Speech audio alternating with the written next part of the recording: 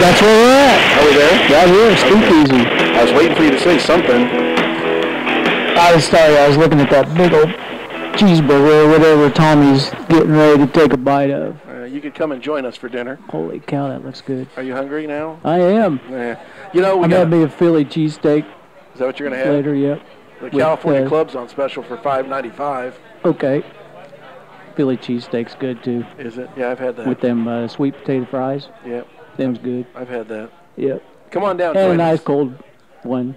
Join us for dinner. Sorry for interrupting you. And a beverage. We got a really good program planned out for this evening. Yeah, things are winding down. Yeah, kind of sad Summer's to see that, sort of. Coming to an end. Everybody's finishing up their track points. Still got some big fall shows coming up. You know, all over. Mike Conkright's coming down to join us this weekend's the last one at Thunder Hill, the Thunder on the Hill this weekend, okay. Friday and Saturday. I was hoping he didn't call it like the snowblower or something because it's too early for that. We've done that once before. You know, we still got a couple of shows at Salina Speedway. Minneapolis wrapped up their point season. Salina's got a couple of shows left. We got 2 more point shows and then the fall fling there. So, you know, I got to put a shout out to the guys at Minneapolis for. I know they had all the Mod Light guys from all over the country there, and they did a fantastic job of waiting out the rain and preparing the track and getting it going again. I didn't think it was going to be very racy after the rain, but they did a fine job and it turned out really good. Good. Yeah, I heard there was a rain delay. Yeah, you was wanting to know who won what, and you texted me, and I couldn't tell you because it wasn't over yet. I was at a soccer game in Kansas City. I watched the women play. Oh yeah, it was fun. Took Carly over there. You got Salina Speedway's results. Let's get right into the show. Okay, in the front wheel compacts was Wayne Juneman again. He's like on a tear there. And in the Mod Lights was Mike Hay, all the way from Sunset, Pennsylvania. What a drive for that guy. In the stock cars, Mr. Jeff Jermark. And the sport mods, Seth Schroer. In the modifieds was Jeremy Massey, picking up the win there.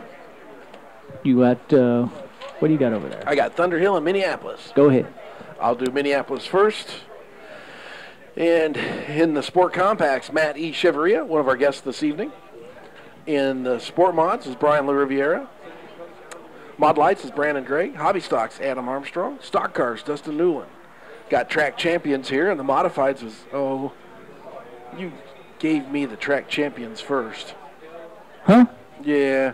Let me rephrase that, folks. Track champions. No, let me do the results first. Please. Give this to me correct. Say that backwards. Hobby Stocks is G.W. Fuller. Stock Cars was Brian Hickman. Mod Lights was Mike Hay out of Somerset, Pennsylvania. Sport Mods was Tyler Sutton. And in the modifieds was Danny Morrison Jr. That gives the track champions to Danny Morrison Jr. Stock Cars is Dustin Newland. Hobby Stocks is Adam Armstrong.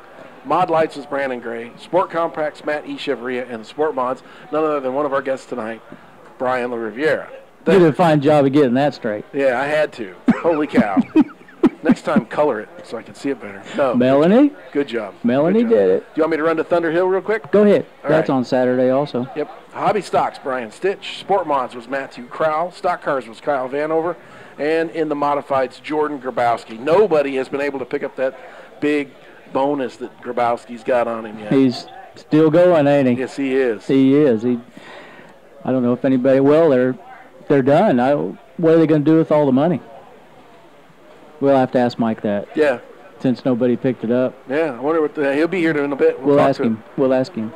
Went out to Waukene. They finished up their season out at Waukene Sunday. In the hobby stocks was Cody Graham. In the stock cars was Mike Nichols. In the sport mods, Mr. Brian LaRiviera. In the modifieds was Travis Sherfick. In the late models was Delbert Smith.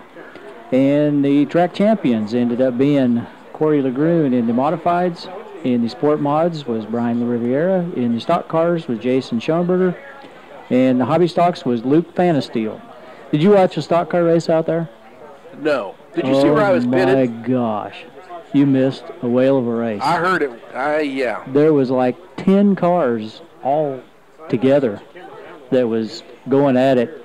And Mike Nichols and Jason Schomburger, of course, started 10th and 11th, or 11th and 12th, and they made their way up through there. And, of course, Mike Nichols ended up winning with Schomburger right on his back bumper. So it was a good deal. That was a whale of a race. Yeah, I was busy. That was good. Did you not see me? Well, yeah. Your shirt was a little dirty, too. Yeah, I was a busy boy. Was you washing the car with it or something? Yeah, you would think so. Let's see, what else? Did I do Hayes? No. I did Hayes. Did you do Hayes? Okay. Never mind. Let's do Sprint Cup. What do you got? You got birthdays? You sure? I didn't do Hayes. Do Hayes. I didn't do Hayes. Do Hayes. Hurry. Hayes finished up their night on Friday night. In the modifieds was Travis Sherpick. In stock cars, Jason Schomburger. In the hobby stocks, Leon Fanasteel. In the sport compacts, Dave Juniman. In the sport mods was Joe Kaus. And the track champions ended up being Marty Clark in the modifieds, Jason Schoenberger in the stock cars, Brian Rivera in the sport mods, hobby stocks was Cody Graham, and Dave Juniman in the sport compacts. So let's see, what else do we got? You have birthdays and Sprint Cup. How'd you know? Because I can see from here. You was reading over my shoulder. Yeah. Let's go over some birthdays. Looks like Chance Jermark, one of the Jermark kids, is today. Happy birthday, Chance. Some lady by the name of Peggy Potts is tomorrow. I know how old she's going to be. Don't say nothing. I'll go on to the next one. And our guest here, Brian Rivera, his birthday is tomorrow also. And a whole lot of Dustin Forsberg's is tomorrow. There's a whole lot of them on Wednesday there. And Tammy Fry. And then Tammy Fry's is coming up on Thursday. Yeah, lots of birthdays. So, pretty cool. You better not tell how old my wife is. I know how old she is. You told me. I didn't tell you. Yes, you did. In the Nationwide Series in Chicagoland, Brad Keselowski picked up the win there. In the Camping World Truck Series was Austin Dillon. And the Sprint Cup was Smoke, Tony Stewart. What a race, huh? I hate fuel mileage races. I knew you were going to say that. I hate them. They were dropping like flies At there. The last lap, weren't they? Wasn't that something? The guys, they couldn't read off names fast enough. So-and-so ran out of gas. He's running out. Yeah, I hate fuel mileage races. That ain't what it's about. Poor Matt Kenseth, he was getting pushed and didn't want to be. No, you can't be on the last lap. You're in trouble. He was trying to get him to stop. And quit. But it was too late, and they ended up penalizing him. Well, they put him on the first car on the lead on one lap down. Yep. So NASCAR has some nasty rules. Sometimes they follow them, and sometimes they don't. Yeah, it would have been interesting to see where he would have finished if he. I don't know if he could have coasted across and stayed, on the lead lap and finished better. Or I don't know. Yeah. So. Junior got third. Yeah, he hung in there. He had fuel enough mileage. gas. I hate fuel mileage. He had enough gas. All right. Let's get out of here. More from In the Zone Race Talk Live right after this timeout. When on the track, and your quest begins with Belleville Motorsports. Belleville Motorsports has been building winning modified since 1994. From the welding to the powder coating, sheet metal work, and final assembly. Belleville Motorsports prides themselves on quality craftsmanship on every car they build. Check them out online at bmsmods.com. Belleville Motorsports, IMCA's 2009 National Chassis Manufacturer of the Year. Clogged drain or sewer? You know who to call. Roto-Rooter out of Salina. One call does it all. 827-1113. That's 827-1113. Serving the Salina area since 1953. Sewers and drains are all they do. It's Roto-Rooter out of Salina. 827-1113. Call Roto-Rooter, that's the name. And away goes trouble moves down the drain. Do you need your vehicle fixed professionally and fast? Take it to Anderson Body Shop in Lindsborg.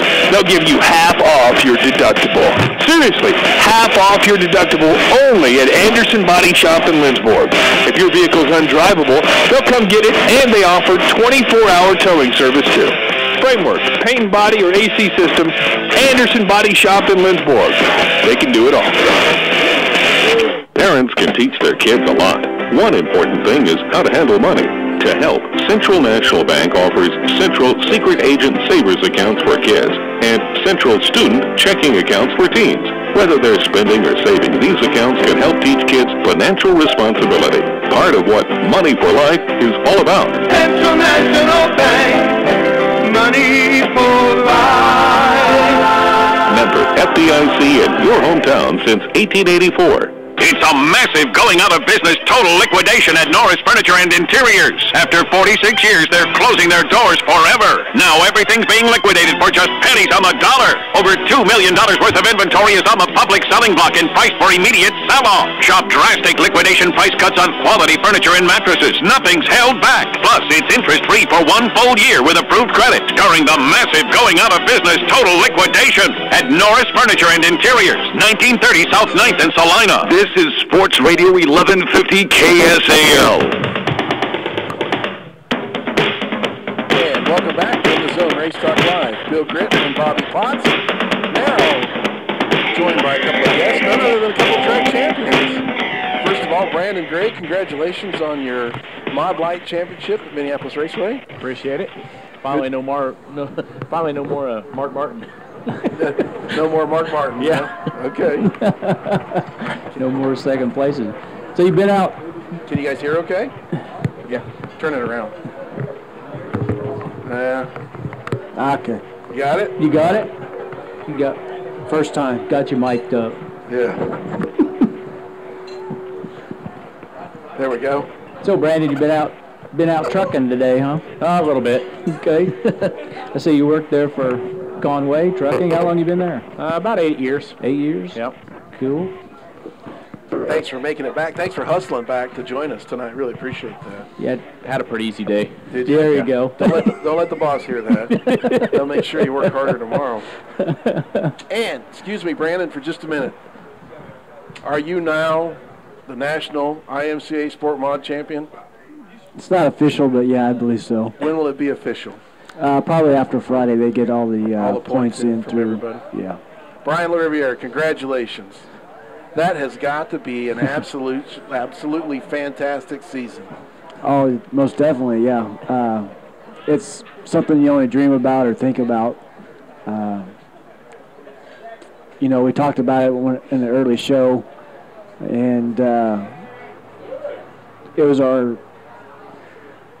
plan to go chase that deal, and then when we got off to a rough start, we got you go race by race, and you just put yourself in the right situation that you need to be in. And our last 2/3 of the season was just phenomenal, unbelievable.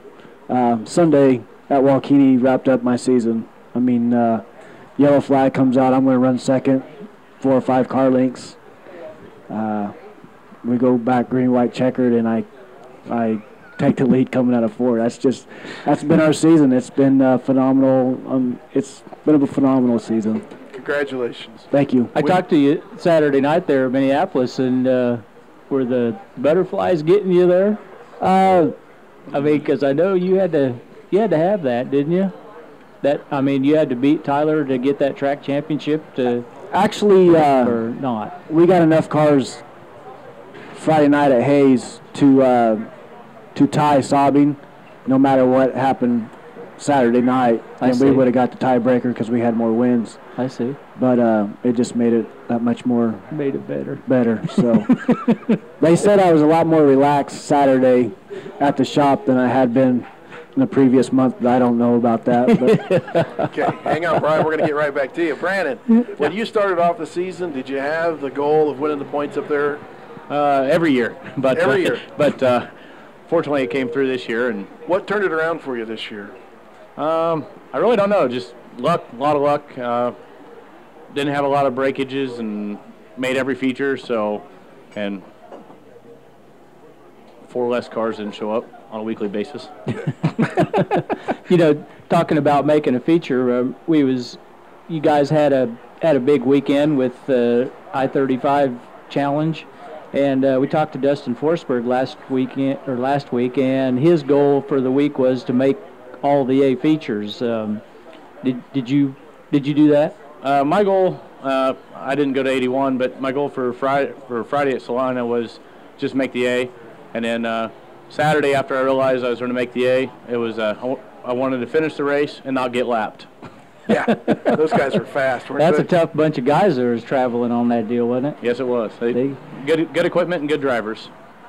So that whole deal ended up turning out. What they end up with 40? How many cars at Salina did they have? 42 at Salina and 38, I believe, at Minneapolis. So that and was 33 at Wichita.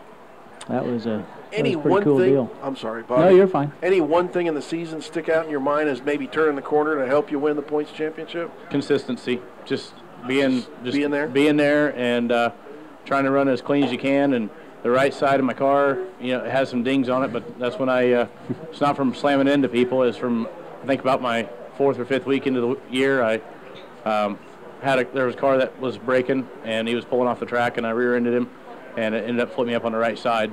So my front bumper's straight. My rear bumper was slammed all year, and both Nerf bars are still straight. So just not getting into anybody and just being real consistent. Going to try and back this up next year? That's what the plan is. Okay. Plans for a new car, same car? What? Can't afford a new car. Just going to fix the old girl up, huh? Yeah, this was a new car this year. Okay. It's 2009 chassis, and we did most of the 2011 updates. So other than that, it's ready to go for next year. Just change some Heims out, and let's go again. Brian, how many track champions did you win? 3. Okay, where are they at? Friday night at Hayes at RPM Speedway, Saturday at Minneapolis, and then Sunday at Walkenie. Wow. That's just awesome, man. That's just unbelievable. What's the plans for the rest of the season now? We're going to go to Goodland, Kansas for Flatlanders this weekend. Still undecided about if we're going to come here and race, and then we'll go to... You ought to come up and give that fall fling a try. I think you'd like Salina. We might. I haven't decided yet. I kind of need a break, to be honest with you. I mean, this last month has been very long. Boone kicks your tail. Just not Boone. I think I was wore out before I got to Boone. I mean, the last 2-3 weeks we was traveling 1,000 to 1,200 miles a weekend. Let's talk about Boone for a minute. Where'd you finish up there? We finished 7th in the Saturday night's race. Lost your rear brakes, right? Yep. They were sparking almost all night. There was some friction there, but just maybe you didn't have anything. They glazed over. They got hot and they glazed over, and once they do that, they're done for. So, and I had been struggling probably a couple of weeks before that with some rear brakes. I changed all my pads, thinking that by the time I get to Boone, they'll be good and dialed in, and it was the opposite of that. So, actually, we changed all our brake pads again when we came back. And still wasn't right when we came to Hayes, so I changed the rotors and changed the front pads again. And after our heat race to Mini, we was good. People think, that brakes, you don't need brakes on a race car, but brakes are very, very important part of the race car. Different tracks are, every track's different. Obviously, at Boone, you definitely need it. It's a tight corner racetrack that you need to go in there and get on the brakes hard and go back the other direction, where Walkenie, you just barely ride the brakes just to keep the car stable. So do you try to keep the car? I mean, it's a 2-link car. Do you try to keep the car on the brakes and on the bars? Yeah. Really? Oh yeah. Yeah. Just checking. There's a difference. Brandon, do you guys do that with the mod lights? You trail brake? A lot of trail braking on the dry slick, yeah. Do you? Yep. That surprises me with them little cars. I didn't.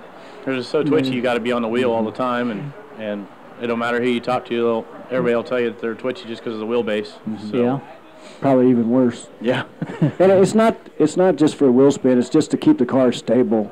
I mean, I'm not smart enough to tell you how it works, but it just works.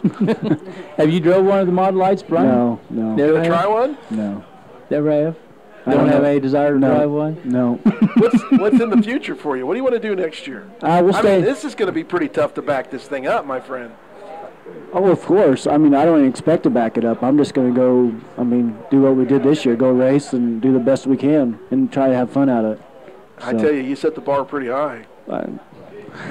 Trust me, I know. But like I said, I don't know these guys that, Mike Nichols and some of these guys that have won 3-4 national championships, it takes a lot of help, a lot of dedication, and, obviously good equipment and a lot of luck on your side to do it. But let alone do it 4 years, 4 times, I don't know. I'm a firm believer that races are actually won in the shop.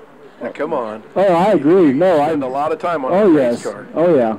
No, definitely. I quoted that on Facebook earlier in the year. Okay. Yeah. What about you, Brandon? I agree with that statement. It's bring the car to the track ready to go. That's if you want to play ball, you got to be ready to play. So if you don't do your homework during the week, then I've showed up and had stuff that wasn't you think everything's all right, and because you A, won a race, or B, got third or whatever, and didn't have no contact, and come to find out you got a steering arm bent or something bound up. And both of you guys are running in classes that are pretty tough to compete in. I mean, the competition is really there. Yours, you can go anywhere and race, but it's pretty stiff competition no matter where you go. Oh, yeah. I never once thought I was just going to walk in there and win a race. Never that. My goal every night is just to finish in the top 4, to be honest with you. Is it? Oh, yeah. So, as in... Go ahead. Oh, there's no easy. giving. Don't take me wrong. I'm not thinking it's easy for you. No, it's not. No, you know what? It does get kind of frustrating because some people, they start to expect it from you. And, it's a different place, different race, and anybody's capable of winning, we got beat a couple times at Waukegan and Hayes there towards the end of the year, and when they beat me, or I got beat, or didn't win, he's like, we finally beat you. Well, it's just not me on the racetrack that you beat, and that's how you kind of got to look at it. You got to race, kind of like when you go to Boone, you're not just racing Saubin, you're racing 185 different guys. Yeah. All 185 of those guys are capable of winning any night. So. And then you got to throw the luck factor in there too. I mean, there's a whole lot of that goes on too. Just like Sunday night when the caution came out. I mean, you wasn't going to beat Clayton. No, I wasn't. Everybody see Brett coming at it. But, and that guy, that's our luck. He won, I think, 13, 14 times last year. And this year he finally got his first one 3 weeks ago at Waukegan. That was just his first one? First one, yeah. Really? Yeah. So, to back this up, I don't expect to get close to this next year, I got to be realistic. But you're going to come out and try, aren't you? Oh, of course. Wouldn't be any fun if you didn't leave. We're going to do our best at it, Sure. So. Hang on, Brandon, just a minute. Somebody said that my shirt's awful bright. As you know, your future father-in-law gave me this Sunday, and I had to wear it tonight, was the deal, so he should be watching somewhere too. But they said that they heard that last night that no one came to the Deuces trailer afterwards for the fan cash. If you could please tell Brian, BA said congrats and job well done. Now help his brother Tommy-in-law get that sucker to the front. I got an awesome covered video of Brian Saturday night. So we know who that is, so there you go. Good deal. All right. And number 55 Mod Light was flying, somebody said. So, was 55? Yeah. Davison? Yeah, was he flying? Friday night he was doing real well. He finished. Him and Morrison Jr. both finished up there in the top of the B, and I don't know where. Well, I guess Davison ran out of tear-offs on the B feature at Minneapolis, so. Which I think most of us did. I think that was pretty easy to do. I had 8 laps to go, and I was out. So it looked like bathroom glass looking through. Any one win in particular stick out for you? You know what? I think there's always one win or several wins that you can think back to, but at the beginning of the season, you have a goal, and you may not be able to reach that goal or not. But we had a race at Minneapolis. We was running 4th. Yellow flag comes out. We're running 4th. And within 4 laps, I passed both Tyler and Nelson for the lead. And at that point in time, I realized or thought in my mind, you know what, we have a chance of winning this deal. So I think that one sticks out the most. as in a turning point, as confidence in myself. So now he gets to go to the IMCA banquet, whenever that is. Is that in Des Moines or where is it? It's Lincoln this year. Lincoln, I think they changed it to Lincoln last year. You've got to go and collect your trophy, don't you? Oh, a trophy, ring, jacket, and some other stuff. All that blinging There's stuff. a whole lot of stuff that goes with that too, my friend, in there. I'm pretty excited about Contingency it. prizes, you bet. Awesome. Yep. We're going to fast run out of time here, guys. So we ought to thank some of your sponsors at least. Brandon? Well, I've had Complete Floor Covering with me for 3 years now, and Millwood Realty with Rick Weber, Davison Construction, Primetime Convenience Stores, Midwest Dirt, and obviously people that helped me out in the pits this year, Justin D.W., Jerome, and my fiance. In your own words, before we turn you loose, tell me what it means to Brandon Gray to win this points championship. It's just, I guess, I don't know. I guess it's pretty awesome when it's your first one. So you never can kind of feel that first one, and I hope to repeat it, but, hopefully maybe another track too. So It'll sink in a little more when he's standing up there holding that big old trophy. Yep, trophy. That's when she'll hit home. Hoosier jacket, I think. So. Yep. So that'd be cool. Brian, are you going to make it to all these tracks to collect your goods? Of course. Some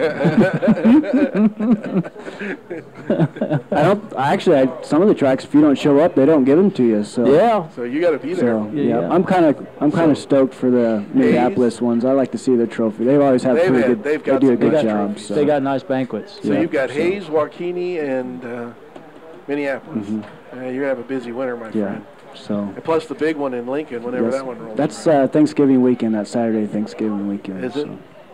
All right. Who do you need to thank? Well, obviously I got to thank Extreme Motorsports and First Class Chassis.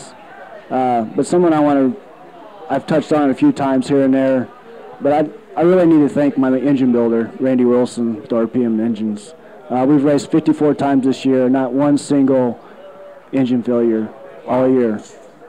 That's pretty cool. That's good stuff. So if it wasn't for him, I wouldn't be in this position. I mean, he makes pretty good power. And so he's a king of the 9-to-1. So I really got to put out a thank you to Randy and Extreme Motorsports and First Class Chassis. We're going to get into this a little later on in the program. You made it to Boone, and there isn't any tech like the tech at Boone. So nope. That's tough to get through. That tech tent is lengthy, isn't it? Oh, yeah. Okay. Brandon, congratulations. Job well done. Thanks for coming by. Yep. Stick around, guys, both of you, if you don't mind. We still have the internet part of the program after the 7 o'clock hour, okay? We got more to go over with you guys. Great job, guys. We're very proud of both of you. All right. Thanks so much. Good job, guys. All right. More from In the Zone Race Talk Live after this timeout. Sure, you can find a pre-owned vehicle just about anywhere, but at Kenny's Auto Body Trucks and Cars in Salina, you'll know that every vehicle on the lot's been fully serviced and professionally reconditioned. Whether it's a car or truck, you'll find a large selection to choose from, and most are accident-free. Need dependable transportation? Then you need Kenny's Auto Body Trucks and Cars in Salina, with in-house financing available for those who qualify. Whether it's auto body work or a dependable pre-owned auto, see Kenny's Auto Body Cars and Trucks on Pacific in Salina. All right, guys, gather around. Tonight, it's going to be you against you.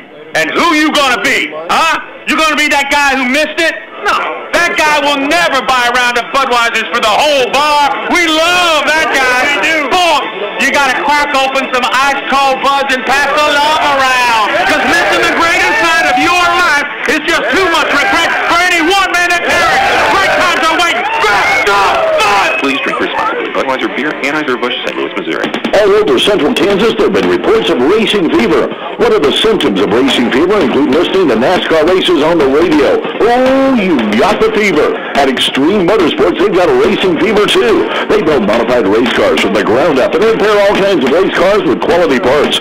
If you've got a racing fever, there ain't no cure, man. Get to Extreme Motorsports ASAP. Extreme Motorsports at 104 Patton, Great Bend. Call 620-796-2290.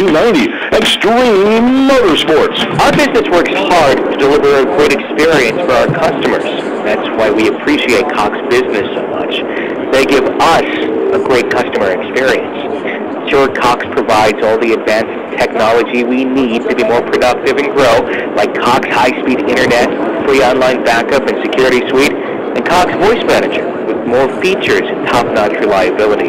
But it's the people behind the technology who really stand out.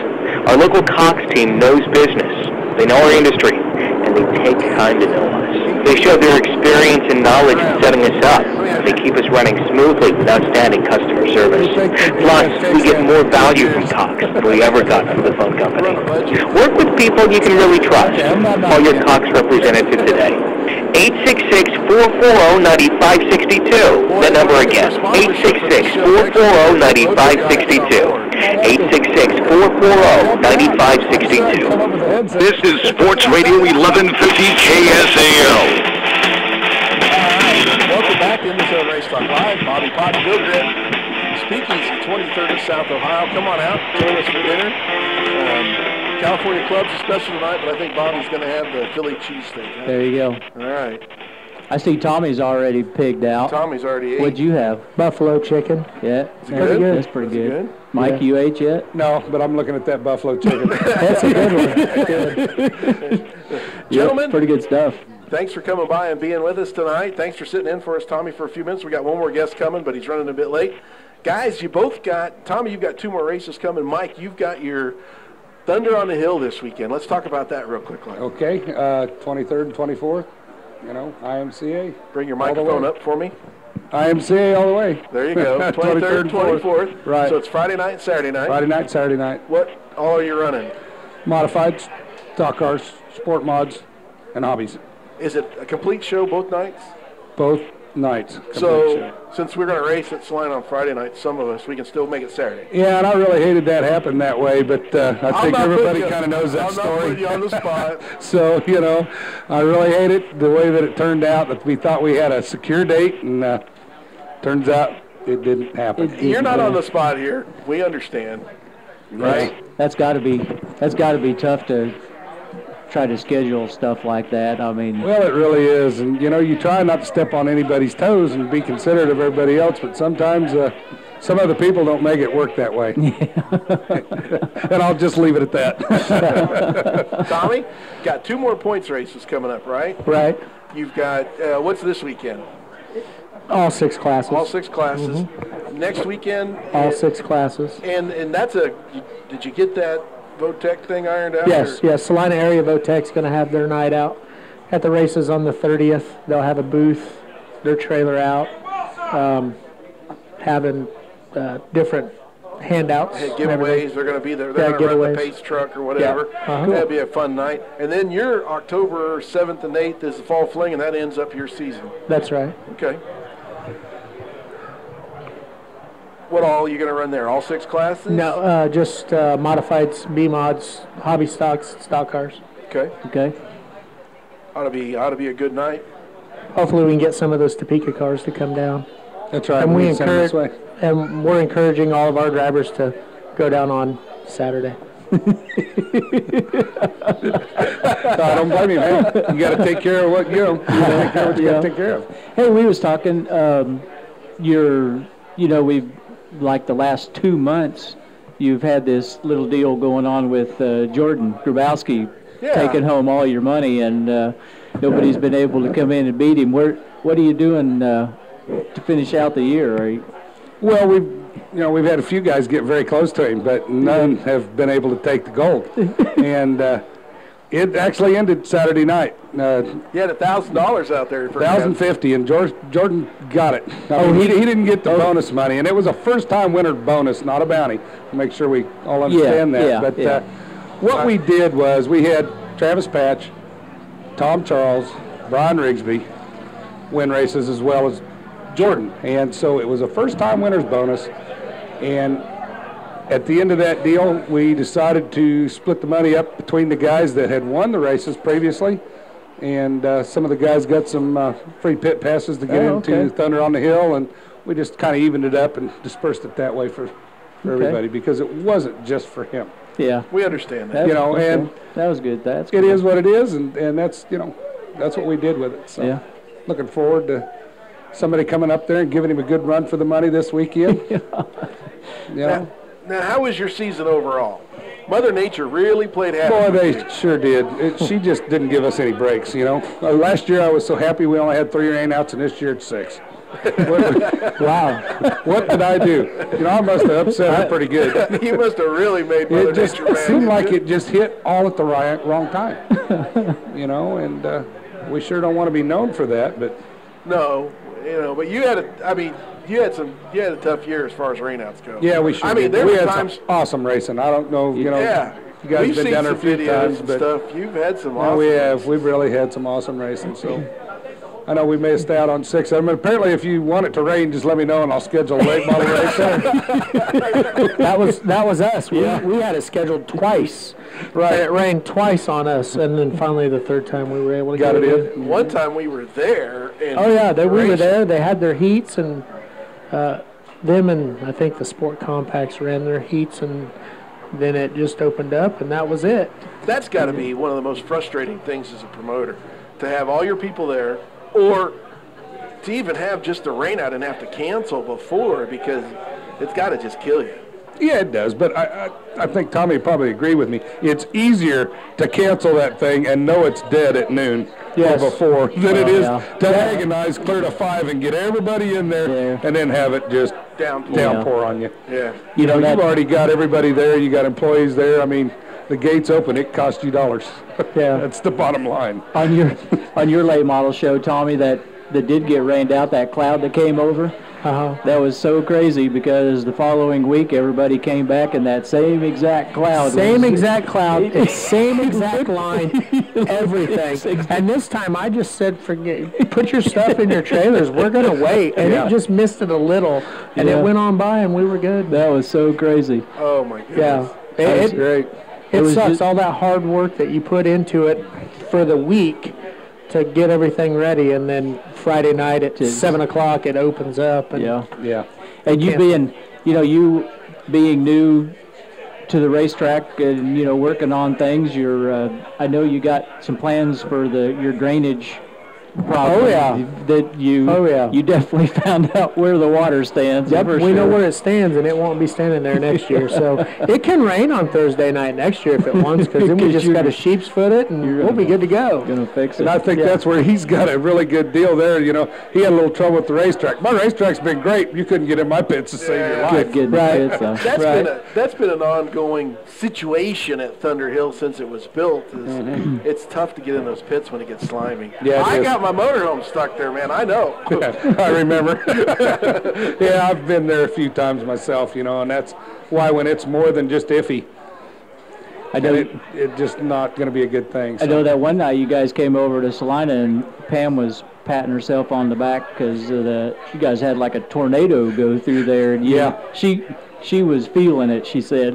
Yeah, that's right. And, luckily we didn't sustain any damage there at the track, but about a mile and a half to the east of us, they got a barn ripped off and a bunch of highway signs and a camper turned over on Highway 75. That's a mile east of you. Very lucky. That could have easily been fans coming or around the track. That's got to be the tough thing. I mean, and I know, Tommy, you had a situation earlier this year where we had races going on, and it was my night of my class reunion. I had left and was coming back, and my truck still has hail dents in it. I got mine fixed. Did you? Yep. Yeah. So it's one of those you're darned if you do and darned if you don't. So what do you do? What do you do? Okay, one last time before we go to commercial break. Thunder on the Hill this weekend. Friday night, Saturday night. Yes. What time the gates open? 4 o'clock. Both nights? For the pits, yes. Okay. What time races start? 7 o'clock. Okay. Got some ticket prices. $15 for adults. It's $5 for kids. $30 in the pits. Yeah, 2 complete shows both days. We got a lot of contingencies coming up, some bonus money as well. Okay. BSB's really stepped up, helped us. Sunoco, Race Fuels, Hoosier Tire. And, there's just a list of them. I don't want to forget anybody, but I mean, there's a long list. And we've got good lap money both days for the mods, the sport mods, the stock cars, and the hobbies. Friday night and Saturday night, I think the modified's got $300 lap money. So. Okay. Cool. If you can sweep that thing, it pays pretty good. There you go. Come on out. Thunder Hill Speedway. How many miles north of Topeka? 15, 2 miles west. 15 miles north of Topeka, 2 miles west. A mile south of the casinos. For God's sakes, you can't miss it. Go on over. Tommy, 2 more point shows before we wrap up the season. and then the Fall Fling on the 7th and 8th. And 6 classes running this Friday night, correct? That's correct. All right. Thanks, guys, for coming by. Stick around if you want to. We got the internet part of the program coming up, too, Mike. I know you want to be part of that. More from In the Zone Race Talk Live after this time out. All right, guys. I think I'll grab me some of them. Do you want a grill that is top of the line, the best of the best, but not the highest in price? Then go to Anderson Body Shop in Lindsborg, your local Green Mountain Grill dealer. You will love grilling with pellets because of the taste, aroma, and the lack of mess. Anderson Body Shop in Lindsborg has Green Mountain grills and accessories. Everything you could want for grilling. Grilling with pellets is so much better than charcoal or gas. Face it, you love to grill, and grilling season starts at Anderson Body Shop, 214 South Cole in Lindsborg. Get your Green Mountain Grill. Clogged drain or sewer? You know who to call. Roto-Rooter of Salina. One call does it all. 827-1113. That's 827-1113. Serving the Salina area since 1953. Sewers and drains are all they do. It's Roto-Rooter of Salina. 827-1113. Call Roto-Rooter, that's the name. And away goes trouble moves down the drain.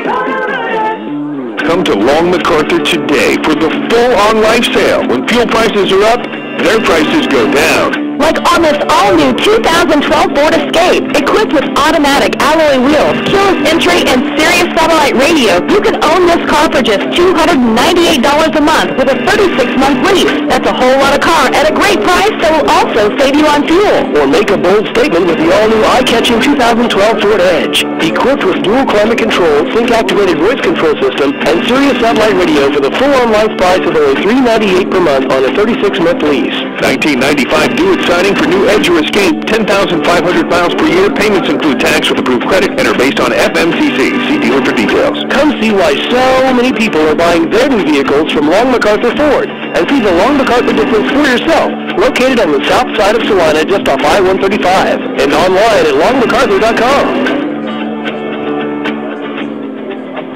PKM Steel Day, this Friday, September 23rd. They're kicking off the festivities early with an evening of innovative speakers. Thursday, September 22nd, from 7:30 to 9:30 p.m. at the Courtyard by Marriott, featuring Don Spini, author of the #1 bestseller, 60 Seconds to Yes, and Mark Geedy, former Fortune 60 executive of General Electric and Cisco Systems. These amazing motivational speakers will inspire the best of your sales team. Seating limited to the first 180 attendees. Don't be late. This Thursday, 7:30 p.m. at the Courtyard by Marriott. This is Sports Radio 1150 KSAL.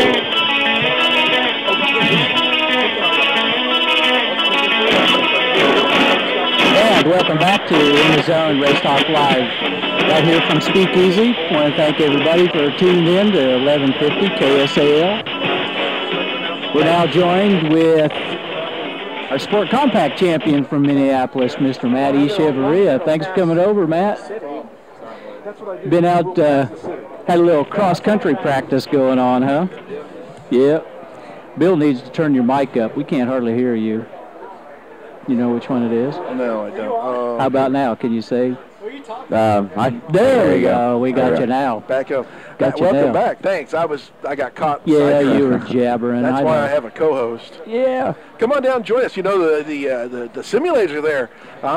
Both of them are out there. I'm going to go race my kid and see who actually wins. Dirt Adrenaline is outside with the 2 cars now. 2 cars. You can race Pretty each cool, other. Yeah. I'm going to go race Ryan here in a minute. Okay. And I'll take Ryan. Okay. You're going to take Ryan. Yeah, you've seen him race, haven't you? Dad Tim's in the crowd, Matt. Congratulations. Thank you. Points championship, Sport Compact, IMCA Sport Compact, Minneapolis Raceway. You take that car to Boone, or a car to Boone.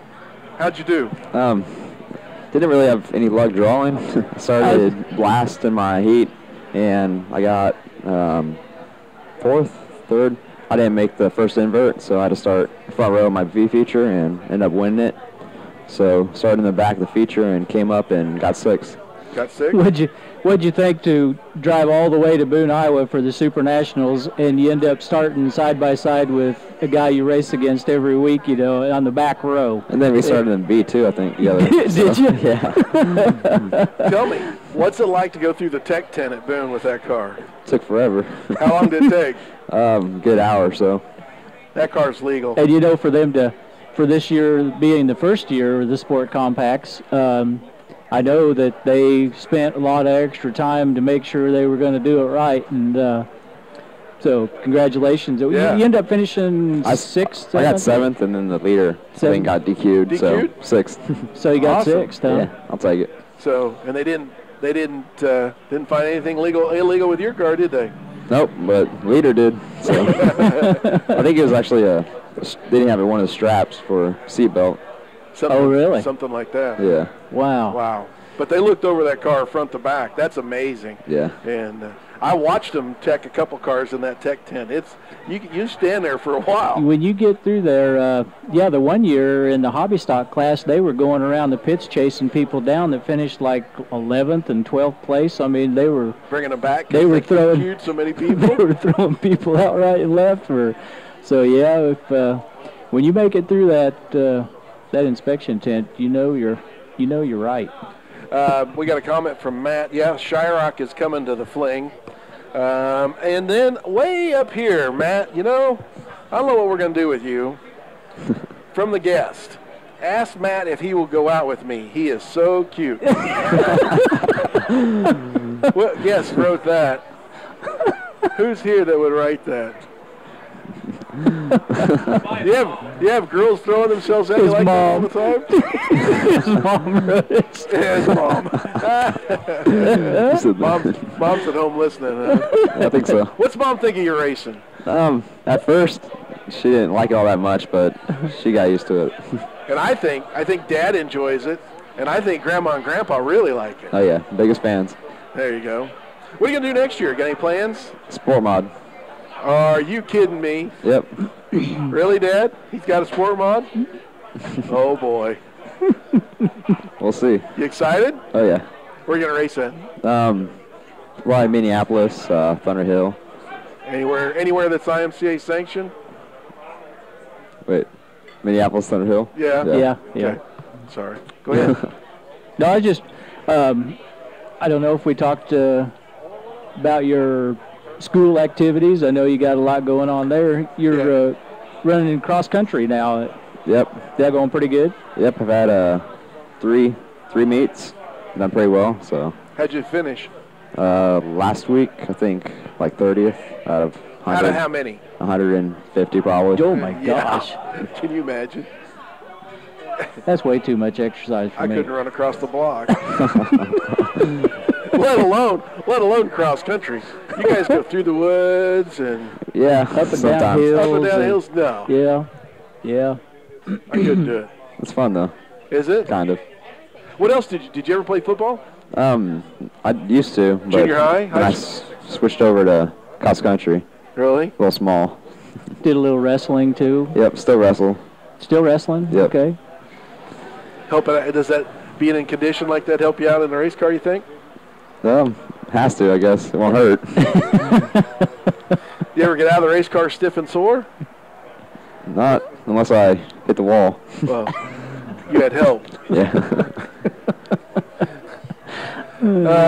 Somebody wants to know, and if you don't want to tell us, you don't have to, okay? All right. But one of the guests said, will it be a BMS chassis? Do you know what chassis it's going to be? Do you want to say? I think it's my dad's. It's your dad's? Yeah. Do you want to tell us what chassis it is? It's a BMS. It's a what? It's a BMS. It's a BMS? I'm running his car. Okay. You're not going to let him run the Hoffman car? Uh-uh. Okay. I won't repeat that. Oh, you're giving him the good one. Oh, okay. So what's your goals for next year then? Do you have any yet? Finish the race? Finish the race, definitely. Yeah. And I'm not trying to put you on the spot. I just kind of, we enjoy having you here, and you're a fine young man, and you've done a fantastic job. And you set the world on fire with that Sport Compact thing. That's pretty cool. Yeah, you've done real well. Yep. And then to go to Boone on top of it all and go through that tech and to race like that. What'd you think of that track? It was, every time we hot lapped and heat raced, it was right after farming, so it was hard. But in the feature, it was pretty fun. I can hammer it. we were standing up on the catwalk going into turn 3 so we could look down inside the car. And it was pretty slimy when you was out there. I was watching you. You was like hand over hand. Yeah. You was doing somersaults in there. It was pretty bad. Trying to get her to turn. Yeah. But you guys didn't stay all week, did you? No, it was Tuesday. You were just there for the one day? Yep, and then I left Wednesday.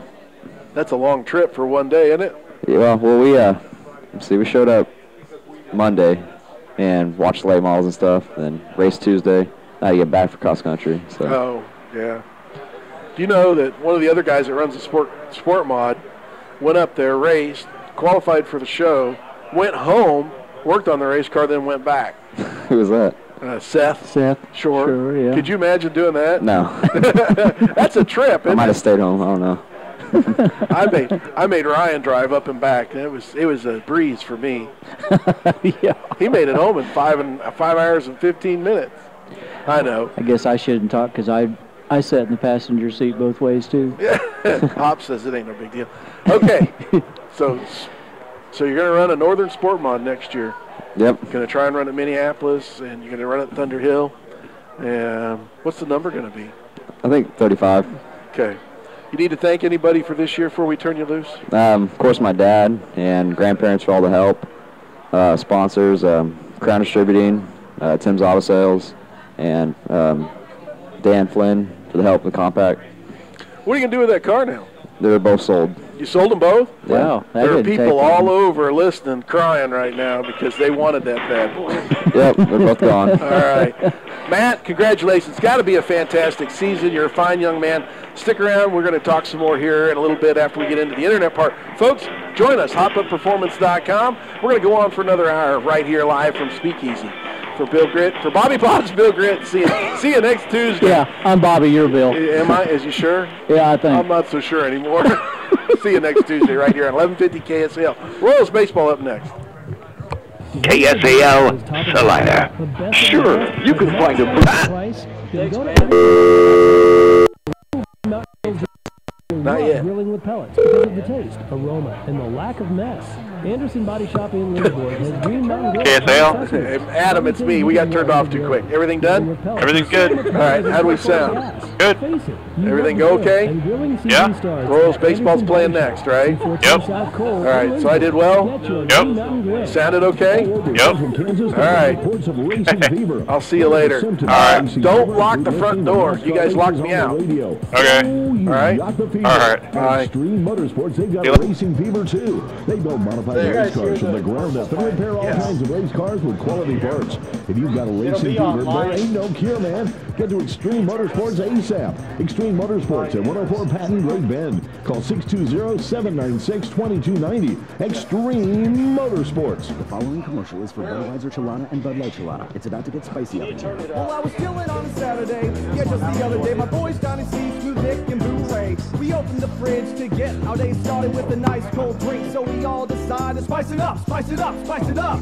Give me a Budweiser Chelada so we can spice it up. Or a Bud Light Chelada so we can spice it up. Budweiser Chelada and Bud Light Chelada. A delicious Bloody Mary alternative made with Budweiser or Bud Light. Spice up your beer. Please drink responsibly. Budweiser and Kamado beer. Bud Light and Kamado beer. And Anheuser-Busch. You want to win on the track? Then your quest begins with Belleville Motorsports. Belleville Motorsports has been building winning modifieds since 1994. From the welding to the powder coating, sheet metal work, and final assembly. Belleville Motorsports prides themselves on quality craftsmanship on every car they build. Check them out online at bmsmods.com. Belleville Motorsport, IMCA's 2009 National Chassis Manufacturer of the Year. Surely, you can find a pre-owned vehicle just about anywhere. But at Kenny's Auto Body Trucks and Cars in Salina, you'll know that every vehicle on the lot's been fully serviced and professionally reconditioned. Whether it's a car or truck, you'll find a large selection to choose from and most are accident-free. Need dependable transportation? Then you need Kenny's Auto Body Trucks and Cars in Salina, with in-house financing available for those who qualify. Whether it's auto body work or a dependable pre-owned auto, see Kenny's Auto Body Cars and Trucks on Pacific in Salina. clogged drain, or sewer? You know who to call. Roto-Rooter of Salina. One call does it all. 827-1113. That's 827-1113. Serving the Salina area since 1953. Sewers and drains are all they do. It's Roto-Rooter of Salina. 827-1113. Call Roto-Rooter, that's the name. When you need parts for your race car, you need them fast. That's why racers all over the Midwest have relied on Pro Motorsports for years. Pro Motorsports has been serving the fastest race cars out there for 20 years, selling the most reliable brands in the industry with excellent customer service and same-day shipping. Pro Motorsports of Wichita at 5607 North Broadway. Visit them on the web at dirttrackparts.com or phone them at 316-838-7227. Pro Motorsports of Wichita. And welcome back to In the Zone Race Talk Live. Bobby Potts and Bill Gritt. We do have some interviews here for you. We're going to let go some things that Matt has done and Josh has done with HopUpPerformance.com. We've got Josh May. I was say, who's Josh? Oh, you go ahead. Oh, that's Justin. Justin's done them. Cale Beavers. Who's the interviews? I don't know. You, Josh. Mikey Hay, the winner of... Mike Hay. And... Rev Honey. Yep, Rev Honey. And Cale Beaver. It was the... Okay. You did a fine job of that, Bill. All right. More from In the Zone Race Talk Live after these interviews. Listen up. This program will probably play this back here on Tuesday. Can you hear it? Well, can you edit off the... I accidentally started recording earlier. Okay. Good afternoon, race fans. Matt Kovacic here at Minneapolis Raceway for the I-135 Mod Light Challenge. Here with number 22, Mikey Hay. Mike, you want to tell us a little bit about your racing program? Yeah, we're based out of Somerville, Pennsylvania. It's about a 17-hour trip out here. We've been out here now for a little while. Dustin Forsberg put on a nice little 3-day series for us that we came out and raced for a nice little purse. Just made it worth a while to come out. We came out and won a couple races down this day for a trip and meet some people doing it. There you go. You guys, you build your own chassis, correct? Yes, sir. Yep, we're a nationwide chassis builder. Evolution Race Cars and we're company. Pretty much steel and catered to the top mod light racing across the country. Actually have a few cars that are coming out this way here for next year. See how they're doing. Excellent. Tell us, hey Bill, what you thought of the last couple of tracks. Your impression of the ground here in Minneapolis. Now, or you want to? I was out doing that. Track at Solana last night. It played out right in my favor. It really flicked off in 3 and 4, and our cars are pretty well superior when the track flicks off. We got them up around a little bit when it's tacky, but when it flicks off, I mean, we're pretty much the game in town. But I got here late tonight working on a couple cars, didn't get the hot lap here in Minneapolis. Kind of looking forward to get out on the track and see how it is. So it'll be interesting to see how we do with no hot laps. There'll be all our team cars. Will be myself, 27, and the 5, and we'll see how we fare out here in heat racing. No hot laps never even been There you go. Well, we certainly appreciate you guys pulling out this far. And, fans aren't used to getting to see this caliber of cars. I think that our weekly cars has come a long way, but being a national level show for the fans is an awesome thing. Really appreciate you guys coming out. No problem, man. I really appreciate it. Yeah, I think it's your weekly level cars here have really picked it up a lot. I've raced against some of them in years past, and it was pretty interesting. The guys have come a long way. They bought newer equipment, better equipment. They just have some drive right now, and that's what it takes: drive and motivation to get better. Those guys have it right now, so they're really picking up the pace a little bit. That's all I really do anymore is go around any national races like this. So, it's a little bit of a treat to get to come somewhere I've never been before. There you go. You say you prefer the slick tracks? Is that what you're accustomed to dealing with back home, or is it kind of a mix? That's basically what you're used to, but you'll find, in any level of racing, whether it's late model, modified, big block mod, whatever, when it comes down to the big money shows, You know, it's usually a slick track that's racy, and you know, anybody can go out there and stomp the throttle to the ground when it's hooked up and hammered down, but when it's slicked off, you know, that separates the men from the boys usually. There you go. That's what I always say as well. So, again, good luck tonight. We'll let you get back to making sure these hot rods are ready to go to the front. All right, guys. Thanks. Thank you.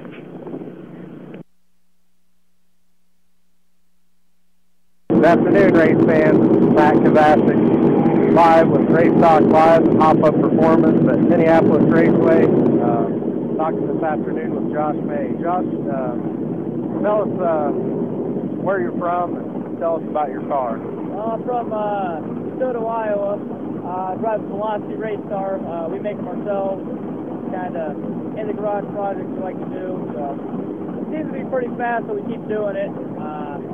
Try to keep up with the Evo team and Mike Hayes chassis. So they're a little bit smaller and modified, but watch out because they're about the same speed as them, so it'll be a pretty good competition. There you go. What's your biggest accomplishment in your racing career? My biggest accomplishment is winning track championships and winning regional championships. I did that last year and this year, so hoping to go down to Florida for the Nationals and maybe get a win from the Nationals. That'd be one of my goals. That'd be a big one. Yes, sir. You want to tell us a little bit about this show for the fans that don't know what's going on here? Yeah, Justin Forsberg put on a series, 3-day show, Wichita, Salina, and here in Minneapolis. This is a big one. This is the 2000 to win show.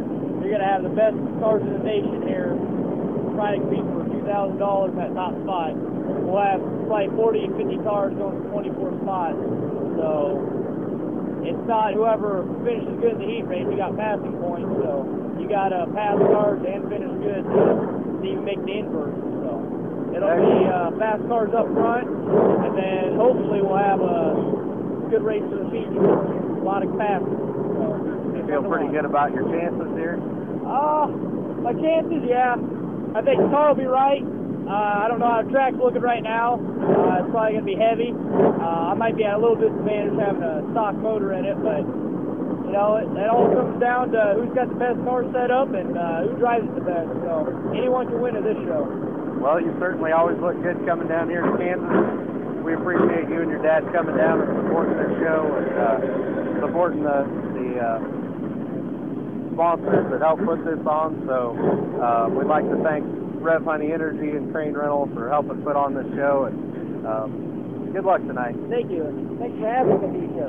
All right.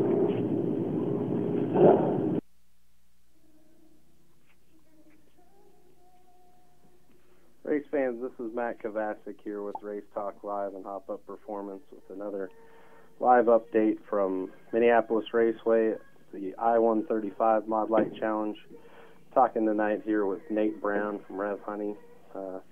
Nate, we really appreciate your support of this event the last couple of years, and we know that your business was new last year, and tell us how the business is going and where you guys are at now. Well, first off, thank you for letting us be a part of the event. You know, it's a pleasure to be here, and you know, we love to support racing and everything that goes on around the area. So we're glad to be here. But Rev Honey's going really good. As you said, we started actually with our drinks last year. June 4th of last year, 2010 is when we actually launched our drinks. And so now we're just working on getting out further and further into more areas, getting big out in California, trying to get more national, obtaining, you know, a better distribution channel for our drinks and also our YouTube. So, you know, we do a lot on revhoney.com through our online store too. A lot of people get on there and order. And so really we're just, you know, working on getting bigger and bigger and keep on growing and obviously support more races. Very good. We as I said, appreciate that. How's the Kansas and Nebraska? What's your? I know that originally you kind of said your target was you know, central Kansas and kind of southern central Nebraska. Has that expanded? Where are you guys at? Well, yeah, it definitely has expanded. I mean, we're still working on this area. You know, trying to get Rev Honey available in more places and more stores. You know, we started north central part of Kansas, kind of the south central part of Nebraska, like you said, and but now we're all the way out to California. We're in Utah. We're in Alaska. We're even talking with some companies to actually go overseas and start exporting. So we'll be international hopefully soon. Mexico is actually very interested in Rev Honey, starting to export into Mexico. So, we're definitely growing. It's to look back a year ago from where we started to where we are now, it's just absolutely phenomenal. We've really stepped up our marketing and support of all sorts of different types of events, whether it's football to racing to whatever, and obviously just getting out there and getting bigger with what we're doing as far as distribution. It always is a challenge because you get some other energy drinks out there, or even just soda pop and stuff. It's we're all fighting for shelf space, but what helps us the most is when we actually have consumers go into the stores and say, hey, you know what, here's Rev Honey, this is a new product that we like, and that's honestly what gets us into a lot of places. Definitely. I was dropping off your product earlier at the concession stand. They said, oh, this is good. We've had some people asking for this, and I know we've carried it here off and on, and whatever has transpired there, but yeah, I was actually I was just in the stands a second ago, and I saw a couple of people walking around. I was like, well, that's good. It's always cool to see people walking around with your product, and makes you feel good. Excellent. Yes. Me being the big race fan that I am, and the big supporters of racing that you guys are, it's always fun to run into somebody drinking one, and there's always a common story to be shared there, where they found it, how they saw it, and that kind of thing. So one of my favorite things is when I'm going out and at a race or something, all of a sudden I'll see someone walk by with a Rev Honey shirt, or have Rev Honey on the shirt from one of our races that we sponsor or something like that. That's always one of my favorite things to see too. It's always cool to see. Definitely. You guys have become a big part of arena football, I hear. Yeah, we have. We actually just recently signed a spot with them to be a corporate sponsor with them. So you'll see us on NFL Network starting February of next year. You'll start seeing us a lot on there. We're also with K-State, official honey drink of K-State.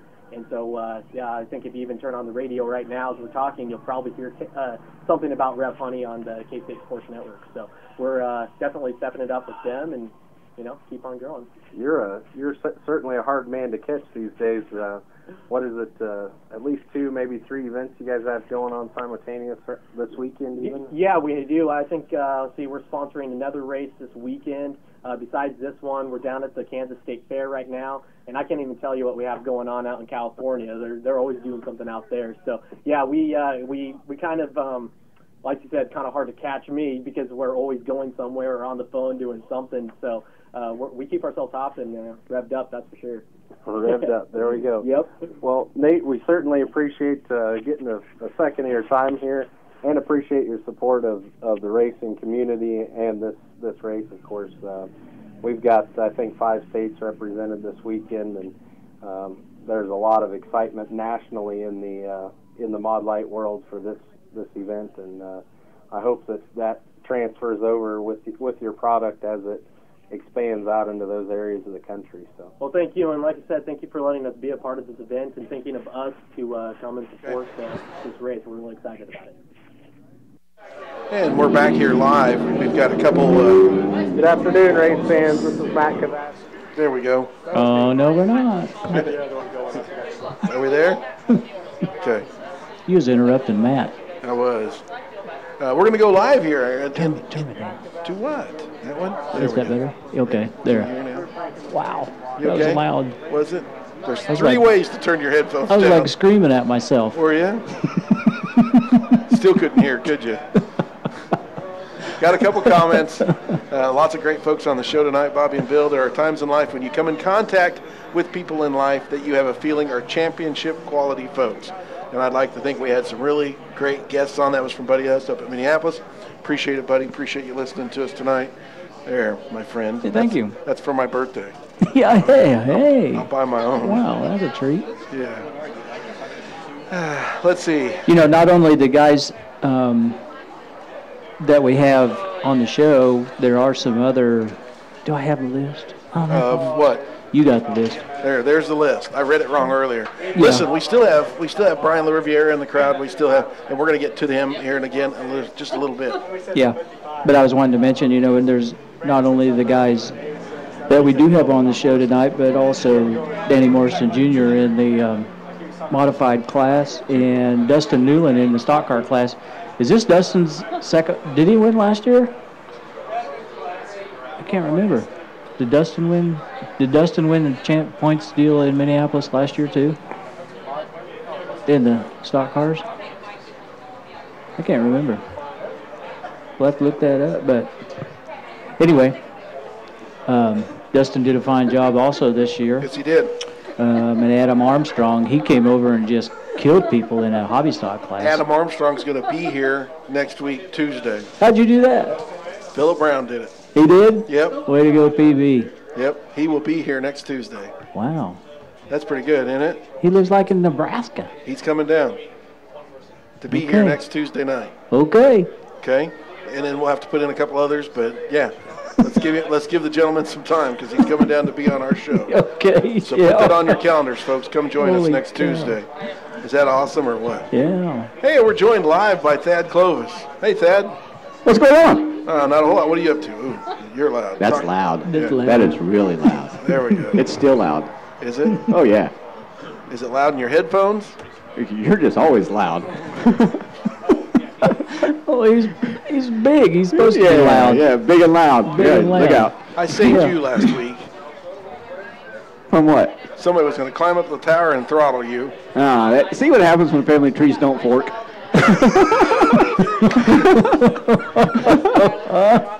What do you do on that? Give me an answer. I did give you an answer. It's not my fault. It's not the one you didn't want to hear. Why do we torture ourselves? You know, we're going to pay for that. I told you we were going to have fun when we got on here. You know, fun and getting me in trouble are two different things. I can get myself in my own I don't trouble. think they get internet where they're at. What's up, Cupcake? Buddy Hess wants to know. Tell him, what's up, buddy? How you doing, man? That's Buddy Hess hollering at you. So, oh no, actually he's hollering at Forsberg. He called Forsberg Cupcake. He called Forsberg Cupcake? Yeah. Cupcake. And then he says, you're right, Morrison Jr. is another great person. And we hope to have Danny Morrison Jr. on next week maybe. We got to talk to him first. He's his job keeps him busy. from coming, so he was hoping to make time to come sometime before the year's up. Yeah. So how's things going on the flag stand, Slime Speedway? It's great. A little cold, but other than that, it's pretty good. Well, shoot, you're up in like the I can see clouds. I mean, I can see my house from there. Remember, it was crazy when things were going together there. You climbed up there. Yeah, you'd be amazed at what you can see from up there. I need an elevator to get there. I'm not as young as I used to be, and I can feel it. And I'm like, oh, dude, I only climbed up there once, and that was enough for me. You need oxygen to get up there. You're so funny. I like it when they go out the backstretch because you got the corner workers to go cut off the backstretch. I can see him. Yeah, I can see him. He's good. He's fine. He's good. He's moving. He's coming. I think the hard one is when they go off of turn 3 and 4 over there because nobody can see them back in there. 3 and 4? Yeah. Oh, yeah. I can see them, yeah. I'm always waving them to come back up. I hate throwing that yellow flag. I absolutely hate it. So if you can see me, I'm waving at you. You might as well come back up because if I can see you, you can see over here. You're still moving? Let's go. And what's been the hardest thing for you this year? Black flagging people or what? The hardest thing? Really? You want to know the hardest thing? Yeah. Really? On the sentimental deal, the hardest thing? Coming back to Slime Speedway? Coming back and not having my dad standing in the infield. That's the hardest thing. I know. That's you know what was hard for me was coming back and not seeing the concession stand before the scale house and not seeing your dad sitting there on the table. Remember the table that you pushed all the way down to turn 4 that one night? We're not supposed to talk about that. We'll still get in trouble. There was a lot of beer involved on that one. Hey, I can tell you what, You said you didn't do that. I did. No. Well, you just said we. No, Teddy Martin had a hand in it, too. I didn't.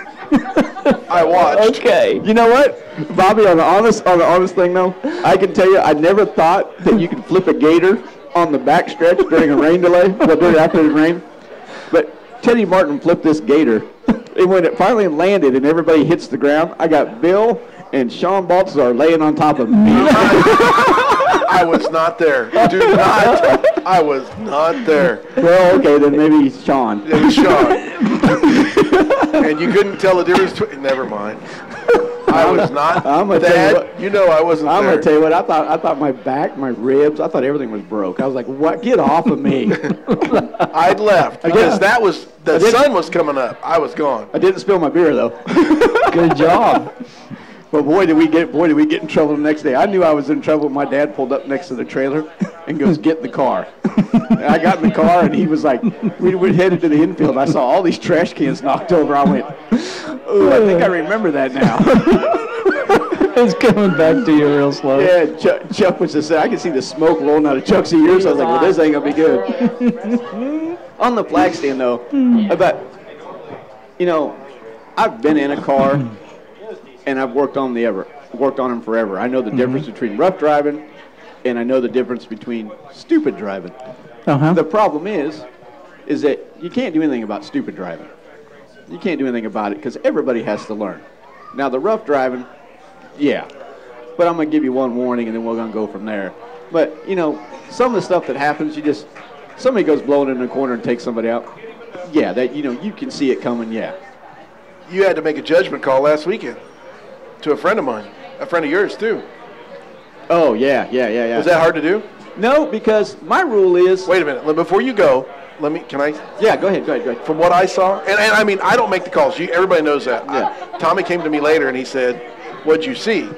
Well... Hit him 3 times. I saw 2. I saw 3. I saw 2. And I knew if he'd let him straighten up, they could have raced. They could have drag raced to the checker flag, and it'd been a hell of a race, 3 wide, to see who was going to get it. Jermark's up top just watching everybody saying, "Ooh, what's going to happen here?" And unfortunately, Granzella and Austin Carter got together more than once, and that had to be a tough call. No, I have the. I'm not going to let you spin and win. This isn't NASCAR. I don't care how they do it. I'm not going to let you spin and win. There's absolutely no way I'm going to let you do it. Coming to the checkered flag, all bets aren't off. You still got to drive with respect. You still got to drive with respect. If you would have been watching me, I had the checkered flag, held up, ready to wave it. I didn't wave it at 91E. I knew right in the back of my mind. I mean, I knew straightforward when I saw the spin, you're not getting the win. You're not getting it. I don't care. It cost him points, and it cost him a track championship, maybe. But I don't know the inside workings of that yet. But that's not. I'm not going to let you spin and win. That's not going to happen. I don't care if you won the last 10 in a row. That ain't going to happen. So did he get? You can put them on. Did he get DQ'd from the? I mean, he got nothing for the race, or just got put to the back, or how did they score him? I think he just got DQ'd from the race because I couldn't get to the black flag in time after waving the checker, but I did bring the black flag out. Mm-hmm. But my favorite one of all year long had to be for black flags had to be the incident between Mr. Bogan and Mr. Cleveland in turn 2. Because after Mr. Bogan did that in turn 2, I got somebody sitting in the grandstands off my right that hollers, "Throw the black flag!" And I'm sitting there and I'm like, "Sure, I'll throw it, but I really don't think either one of them are coming back around." Now wait a minute, hang on. If I flagged there would be no pointing of the black flag. People think that instead of pointing it, you should just wave it. You point it as a warning. I've had it pointed at me. I pointed not as a from warning. you, but from other flagmen. I pointed as a warning, and the only thing I pointed for them at is to make sure that the face shield's in front, and to make sure they know what's going on. You really can't. Now, on that deal, they wouldn't point it, but they wouldn't wave it. But if it was their driver, they would point it. Okay. So everybody out there, it doesn't matter who they are out there. It doesn't matter who they are. About like yellow flags, I don't like. I'll sit there and hold it as long as I can. We don't have race control, so I will sit there and hold it as long as I can. Right. Now, wait a minute. And somebody said that Thad should have restarted that race, but before you answer that, you really couldn't have because you'd already thrown the white. Yeah, Once the leader gets the white, it's coming to the checkers no matter what. Yeah, the race they would have went back to the last completed lap, and the race would have been over with. Right, because once the leader gets the white, I mean, if it would have been 3 laps in, yeah, you would have. 3 laps to go, you would have restarted it. But once the leader gets the white, they're coming back to the checkered flag no matter what. The race is over with anyways, and the yellow would have been for the guy that was leading, and he would have been to the back with Granzella in the back for being black flag. Well, he wouldn't have been on the track, so he would have been black flag for spinning him out. Right. So it wouldn't have made a difference. Austin Carter wouldn't have got his spot back? No. Really? No. That's the bad part. I mean, should we have gone back to 1 lap before that, and then Austin Carter was leading? In my honest opinion? Yeah. No. Coming out of turn 4 for the checker? No. Okay. No. Just asking. No, I know. And I'm not trying to put you on the spot, man. You got a tough job. Oh, no. We've been friends a long time. What do you think? What do you think on that deal, Brent? Did you see it happen? No, I didn't. Yeah. What'd you think? What was your thoughts? My opinion is if you're going to throw the yellow on that deal. They didn't. They didn't. But they were coming to the checker. Remember that. Right. Okay. It was right. The checker was. They were coming to the checker. It was right at the orange pole in turn 4. Okay.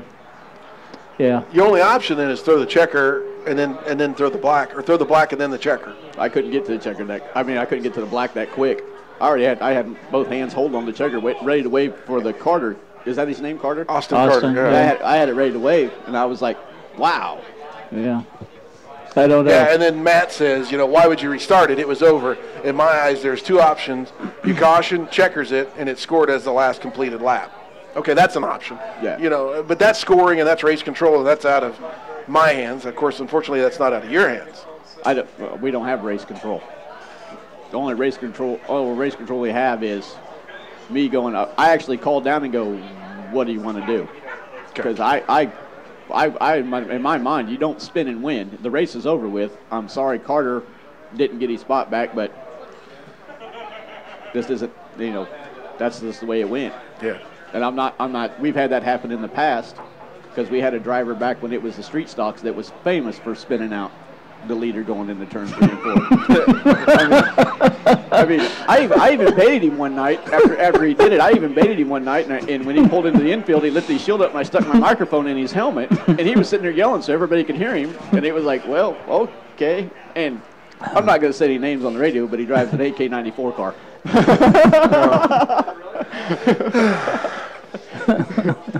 Good thing we're not on the radio. Boy, Matt, you're just a blast to have, or Thad, you're just a blast to have around. Sorry. Let's see. Matt says, and that's what got me confused. Boy, it's been a tough night for Bill tonight, hasn't it? Getting this stuff straight. I know. That's what happens. What's wrong? Alzheimer's. Alzheimer's? Yeah. I'm old. I've had another birthday. Trust me, I can't see without the peepers no more. I mean, I got to have the glasses on to read. It's terrible to get this old. We on the radio or internet? Nuh-uh. You ain't going nowhere. Let's see. At Boone, the caution and checkers comes out. And then Forsberg said, you must wave a black flag to show the crowd what's going on, show control of the race. The black flag did waved it. The black flag did wave. Yeah. If you black flag someone, you don't give the guy who is intentionally taking out his spot back. Well, that all depends on what point of the race you're at. You were coming to the checkers here, so that changes everything. You were coming to the checkers, and I don't know how I can rewind it and make everybody understand it. When the whites comes out after the leader takes the white flag here, it's over. It's over. So I mean, whatever happens next, you're coming to the checkers. You're coming to the checker no matter what. I'm not. Once the leader gets the white, there's not much you can do. Yeah, I think that's at any race, really. Yeah, so it was like one of those deals. It actually really surprised me because I didn't think in my wildest dreams that's the way that was going to come out. I thought it was going to be one heck of a race to the checker. Well, like I said earlier, and I mean, I'm not in the race car, so I can't. But if the 91 backs off, lets him straighten out, then it's a drag race between 3 cars to the checker flag. Yeah. Now Carter's rattled, so he may not get back in the throttle right away. So then it's between Jermart, who's on the top side, and Granzella, who's coming off the middle to the bottom of the track. So then it's a drag race between those 2 cars. After the first bump, I was like, and the second one I was like, and then the third one I was like, that's it. that ain't gonna work. We're not gonna play nice on that one. That's not. That had to be a tough call, though. Really. How about your security guard work the other night? You did good on that. Thanks. We don't need to go there either, really. Okay.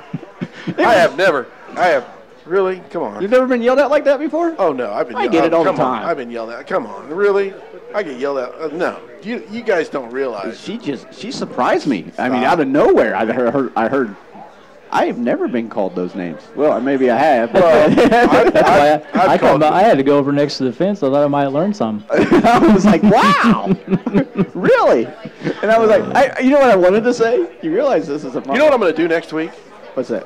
Before every high school football game that I do, I have to read the release from the Kansas State High School Athletics Association about crowd behavior. Yeah. So next week I'm going to read it.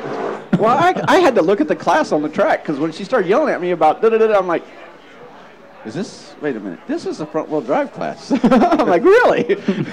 Okay, here we go. I got no options. I'm going to have to. Well, can you print them out in big letters? Why, so you can read it? Well, I don't think it's going to be for me. So you're having fun? You know, the reason I left the first time because I just got to the point where I wasn't having any fun. I hated going out there on Saturday. I absolutely hated it. When Tommy called me, and thanks to you and Bobby, when Tommy called me, I was like, yeah, I'll do it on one condition. Thanks to him. Thanks to Bobby. I go on and one. I help, but thanks to Bobby, I'm down there every Friday night too. Oh yeah. I told him, I said, on one condition, I don't answer to anybody but you. And so far it's been all right. We've had a couple of incidences where I've had to tell security to get off the radio. Yeah. Other than that, I mean, the guys all do a nice job. Other than that, it's been going pretty easy. The way I like to do it is I like to run the heat races as quick as we can go. And when it's in the middle of the summertime, if I get done with the heat races before the sun's down, I'm happy, the crowd's happy, the races are happy. It's lately when we come to the features that I have to think to myself, wow, some of these guys are going to come unplugged. Yeah. And some of them do, but you know, the modified chassis challenge. Normally you can count on 3 guys that'll cause your yellows for the A feature. Normally you can count on that. I would not bet for my life. I mean, I could go to Vegas and never repeat that. That you'd have the second, third, and fourth place car all spin. And I'm sitting there going, wow, really? And I'm going, okay. But, you know, I really do like it. And I've been, and Bobby and you I've seen promoters and guys running the track, and God rest his soul, Larry Wakefield and Don Broomfield, when they took over the track, I can remember we would have 30 cars and 15 people in the grandstands. Mm-hmm. And I'm sitting there going, and my biggest fear was, Tommy doing this, that the track had been shut down for so long. My biggest fear was, this is going to be a disaster. Yeah. That's what I was thinking. And then it's like, boom, boom, boom, here it comes back.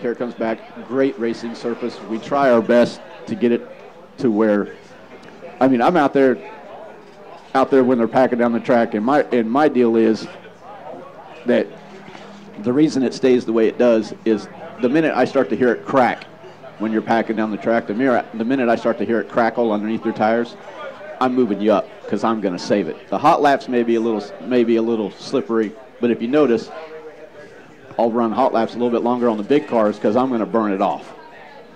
And I'm going to burn it off. That way the racing surface stays good. When we get to the heat races, it may be, but by the time you get for the money races, she's going to be tacky, she's going to be fast, and it's going to be a nice place. Yeah. Sure. And that's exactly what I like. Somebody sent us another message. Is the white flag deal an IMCA rule or a track rule? Track rule. Track rule? Track rule. Okay. All right. IMCA has no rules over flagging whatsoever. They're just car and car inspection. Other than that, IMCA has no control. I mean, official-wise, what your track rules is, IMCA does not bump track rules. Okay.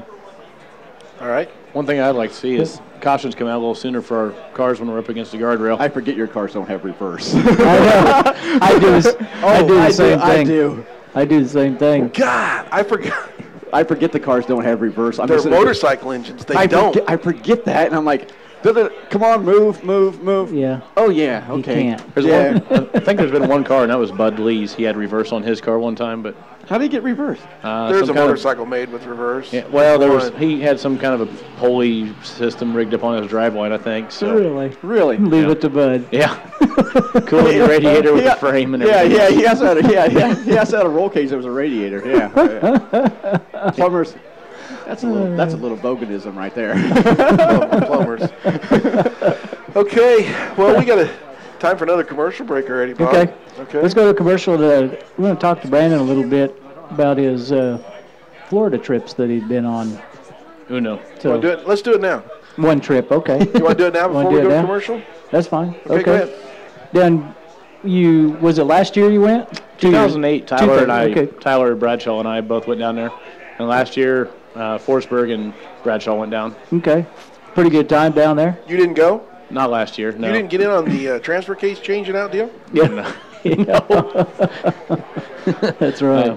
No, it's a lot of money, and really, all in all, I had probably more fun this weekend. I wish I probably would have hit Wichita, but between Salina and Minneapolis, I had more fun. I know you're only as good as the people you race with, but right. Tusa, I mean, they give us a rule package and everything, but it's a lot of money to go down there, and I think entry fee of $100 all 3 nights, and pit passes were 40 or 45 a night versus 25, and it just. So if you're going to go, you kind of want to think of it as a vacation rather than a racing trip, huh? Pretty much, because the year Bradshaw and I went down there, it rained 2 of the 3 nights. So either bring a big credit card or bring enough cash to buy your transfer case. Yeah, yeah. This took place at East Bay Raceway. Pretty nice place. All in all, yeah, it's all right. It's not a brand new facility. It's not an old facility. I mean, for being around different tracks, I've raced all over, but it's a pretty nice facility for down there. And I was told they have some kind of big pumps to pump out the water when the tide comes up, because it actually brings water up into the track from the ocean. So, are you kidding me? No, it's true. That's true. Really? Yeah. Yep. Bye, Mom. See you later. They can pump out the track in like a couple hours if it's clear full. So. Holy cow! It's that close to the ocean? It's that far below sea level. Really?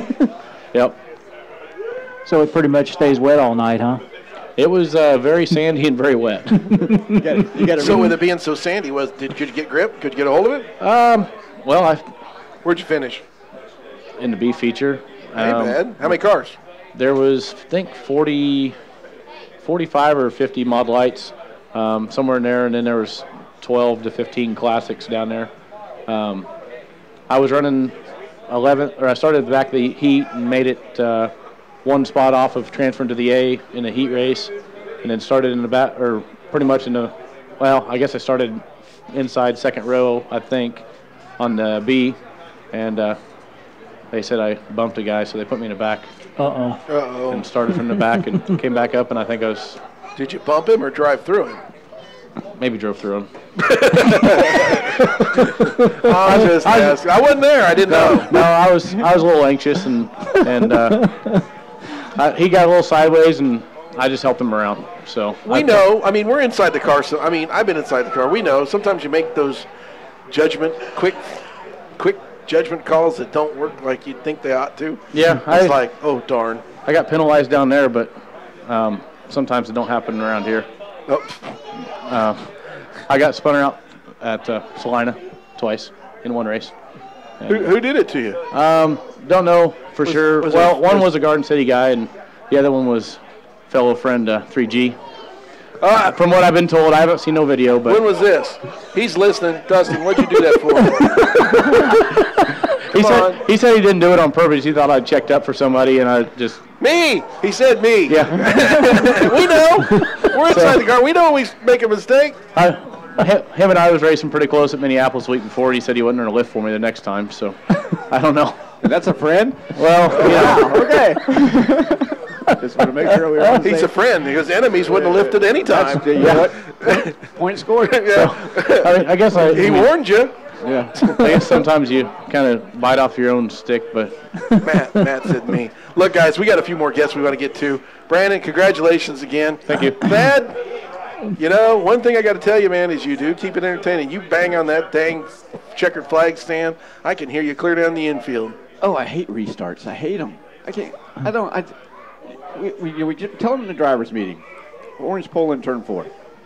And on restarts, well, not restarts, but on the main start, orange pole in turn 4.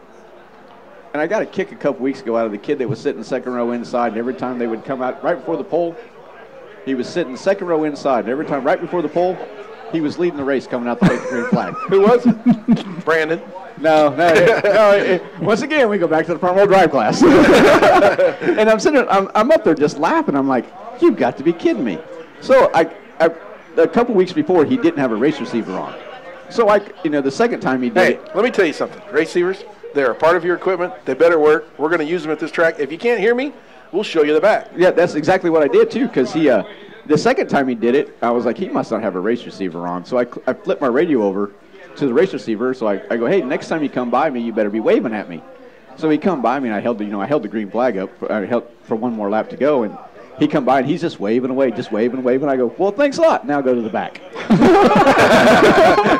And I'm just like, he heard that. Yeah, the thing, the most problem I have is I think everything's funny. And I get that from Bobby. The guys I grew up racing with, you and Bobby and Jeff Krall and Greg Ward and all them guys. Because to me, everything growing up was just funny. It was like nothing like being around John Belushi with all four of them guys the entire time. Oh, yeah. So everything was funny. And I paid my dues. I've been dunked several times. So I paid my dues.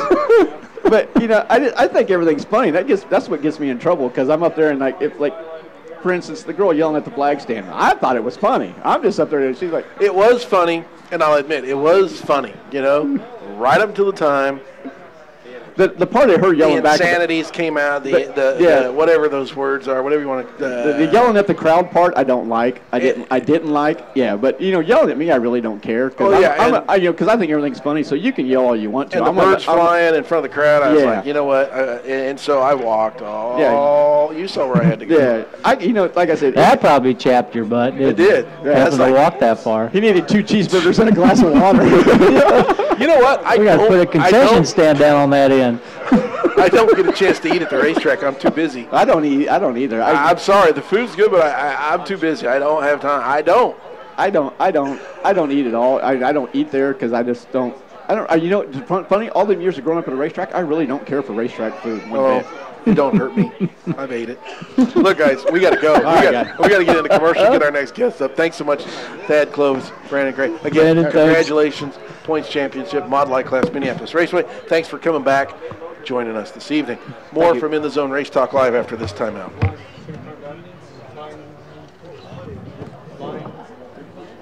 Got it. What do you want next? Bring Brian back? Huh? Bring Brian back? Yeah, let's get Brian back up here. Anybody want to sit with him? Grilling season starts at Anderson Body Shop, 214 South Cole in Lindsborg. Get your Green Mountain Grill. All over central Kansas, there have been reports of racing fever. One of the symptoms of racing fever include listening to NASCAR races on the radio. Oh, you got the fever. At Extreme Motorsports, they've got a racing fever too. They build modified race cars from the ground up and repair all kinds of race cars with quality parts. If you've got a racing fever, there ain't no cure, man. Get to Extreme Motorsports ASAP. Extreme Motorsports at 104 Patton, Great Bend. Call 620-796-2290. Extreme Motorsports. Following commercial is for Budweiser Chelada and Bud Light Chelada. It's about to get spicy up in here. Well, I was chilling on a Saturday. The other day, my boys Donnie C, Stu, Nick, and Boo Ray. We opened the fridge to get our day started with a nice cold drink. So we all decided, spice it up, spice it up, spice it up. Give me a Budweiser Chelada so we can spice it up. Or a Bud Light Chelada so we can spice it up. Budweiser Chelada and Bud Light Chelada. A delicious Bloody Mary alternative made with Budweiser or Bud Light. Spice up your beer. Please drink responsibly. Budweiser and Kamado beer. Bud Light and Kamado beer. As a first name. You want to win on the track, and your quest begins with Belleville Motorsports. Belleville Motorsports has been building winning modifieds since 1994. From the welding to the powder coating, Dave, come up, talk with us a little bit. Belleville Motorsports prides themselves on I know he don't ever say much. Check them out online at bmsmods.com. Belleville Motorsports, IMCA's 2009 National Chassis Manufacturer of the Year. We're going to plug Thunder Hill, don't worry. You can find a free on vehicles just about anywhere. Kenny's Auto Body Trucks and Cars in Solano. You'll know that every vehicle on the lot's been fully serviced and professionally reconditioned. Man, those cars are tiny. You'll find a large selection to choose from and most are accident-free. Need dependable transportation. Kids in those? Kenny's Auto Body Trucks and Cars in Solano. In-house financing available for those who qualify. Whether it's auto body work or a dependable pre-owned auto. See Kenny's Auto Body Cars and Trucks on Pacific in Solano. He's still spun out. Clogged drain or sewer, you know. So that means the black car. One call does it It's all. loud. 827-1113. That's 827-1113. Serving the Solano Is it loud? since 1953. Sewers and drains. Really? Yeah, I'm asking. Roto Rudy of Solano. 827-1113. What? You can talk.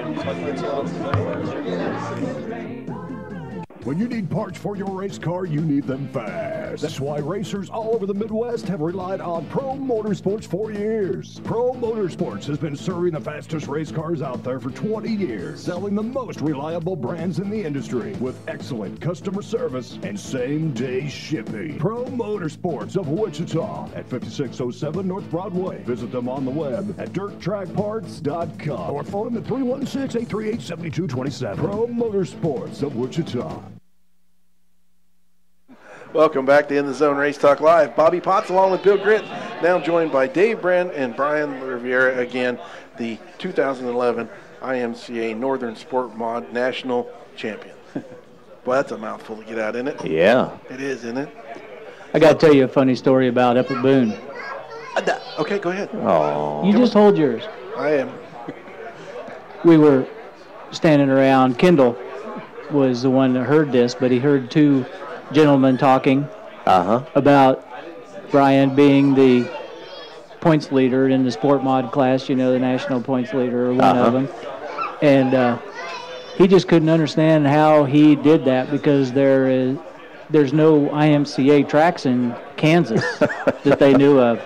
They just knew that he had to travel so far to get to the tracks that he raced at that it just couldn't be done. Wonder how he thought David Murray won all those. Yeah. I'm not sure. Yeah, and the other thing is, I got one more question for you. What, if you don't mind me asking, what nationality is La Riviera? French. French? French. Because they were calling you Mexican up there. Some guy with a Mexican name. Yeah, La Riviera, the Mexican guy. Huh? Races in Kansas, but there's no IMCA tracks. And he's Mexican. Yeah. I got to tell you, La Riviera was hard for me to learn how to pronounce for some reason. I'm Italian and Dutch. French just doesn't come right out. I got a question for you. Where was the hardest? What track did you race at where you thought Tech was the most thorough? Honestly, this guy's track right here I'm sitting next to. Yeah. We Thunder Hill. Hold your mic up for me. That one's the one with the tape. We went to Thunder Hill one night and we had to run the B, ran through the B and won the A. Brian La Riviera, and the Deuce had to run the B? We sucked in the heat race. That place is fast, isn't it? Oh, it was super fast that night. But we got done through Tech, and then I think I got the second degree of Tech. He started asking me all kinds of questions and measuring this and asking me why is this car so fast, and I'm like, no. You can't find it. I'm not going to tell you.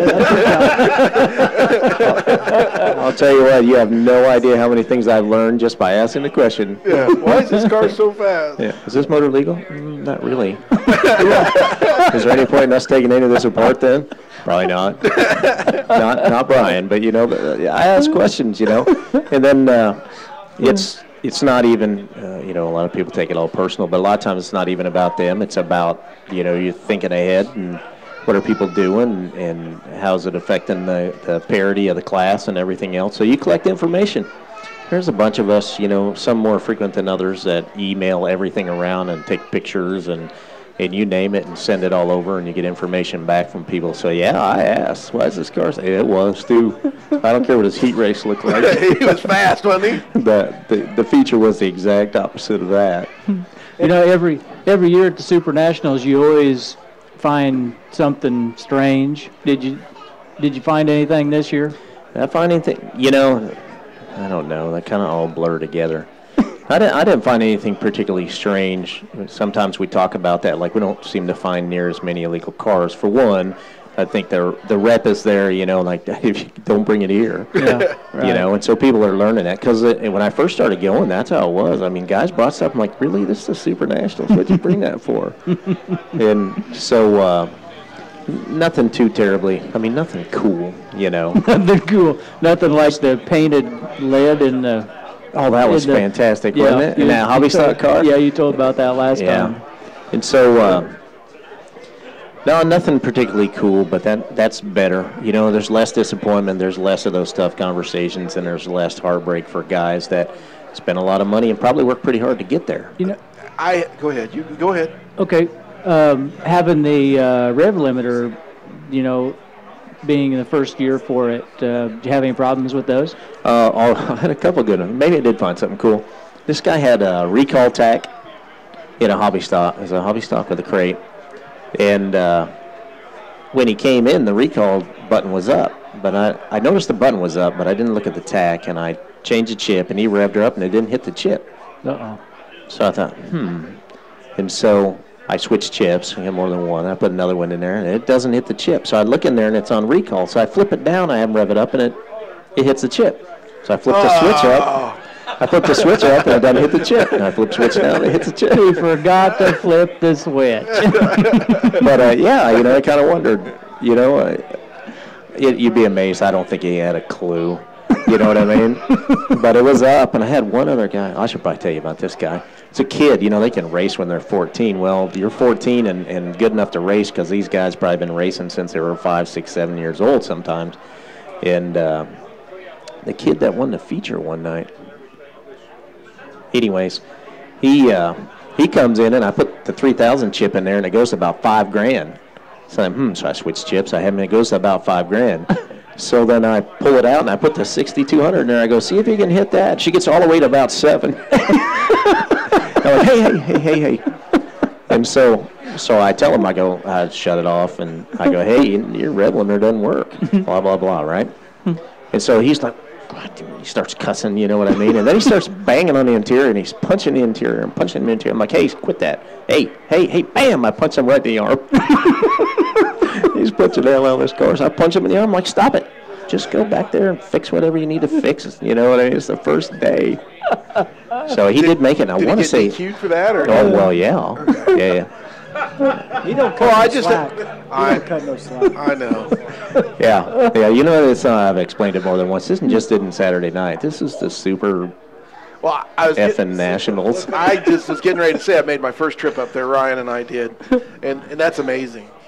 You guys inside that tent, it's just amazing at what you look at and what you do. And I mean, you were on top of cars, you were under cars, you were in cars. It was unreal.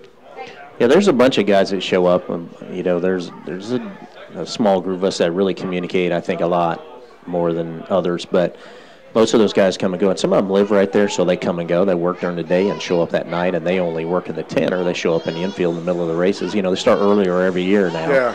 So, but yeah, and so guys know a lot. It takes a lot of people to get it done if you want to get it done in good time. And for whatever reason this year, and I think it's because they moved the features to the end. Did you notice the mod feature raced very last, where they used to race the mod feature somewhere in there, and then the rest of the Bs for points went after. Right. So I don't know about that but I sure give them my 2 cents on. I don't want to do that anymore. You don't like that? 8 a.m. to 1:32 in the morning, several days in a row. By the 4th day, not a young guy. Yeah, I'm sure. Yeah, so. That was the other thing that was amazing to me was the nightlife activities up there.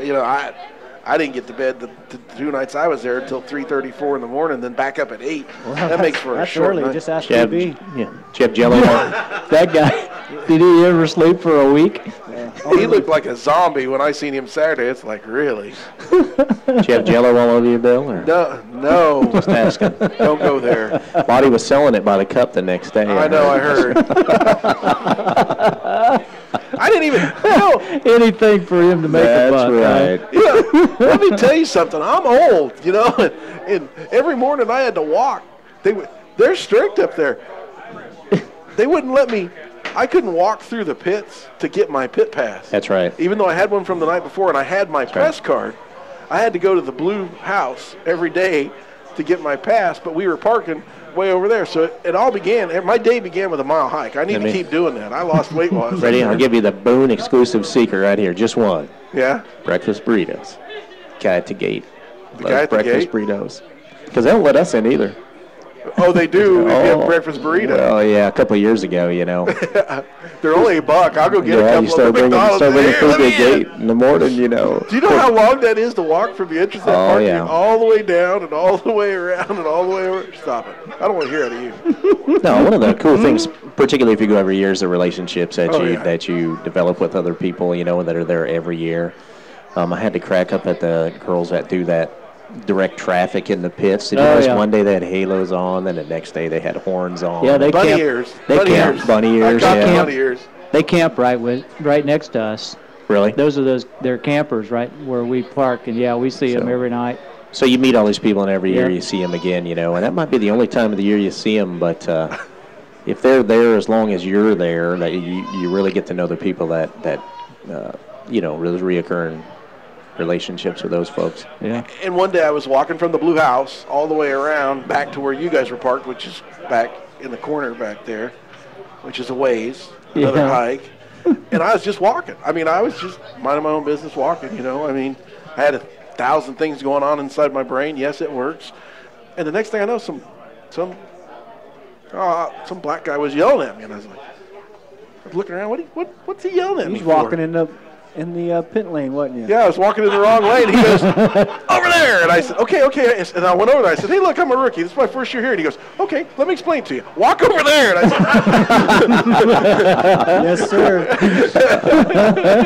And what's funny about that story is he was a strict one, and the other guy, his partner, was a Joe Cool guy. He was just having fun out there dancing. He was having a good time. I was halfway through that lane. I kept hearing somebody yelling, yeah. And I was like, what? Walk over there on that side. You got to walk on the left side here. Huh? Yeah, okay. Don't you see the chalk line? Is that what that's there for? Well, Yeah, you got to walk. You walk on the other side of the chalk line. Dude, I'm a racer. It don't matter.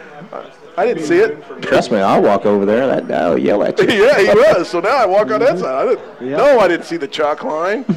The funniest. Is that what it's there for? Funniest thing I've ever heard in the pits is there's 1 million people in the pits, right? Yeah. It's 1 million people in the pits, and it's race night and everything else, and Lottie is trying to yell at some guy, and he picks up the mic and goes, hey, you in the hat. Really?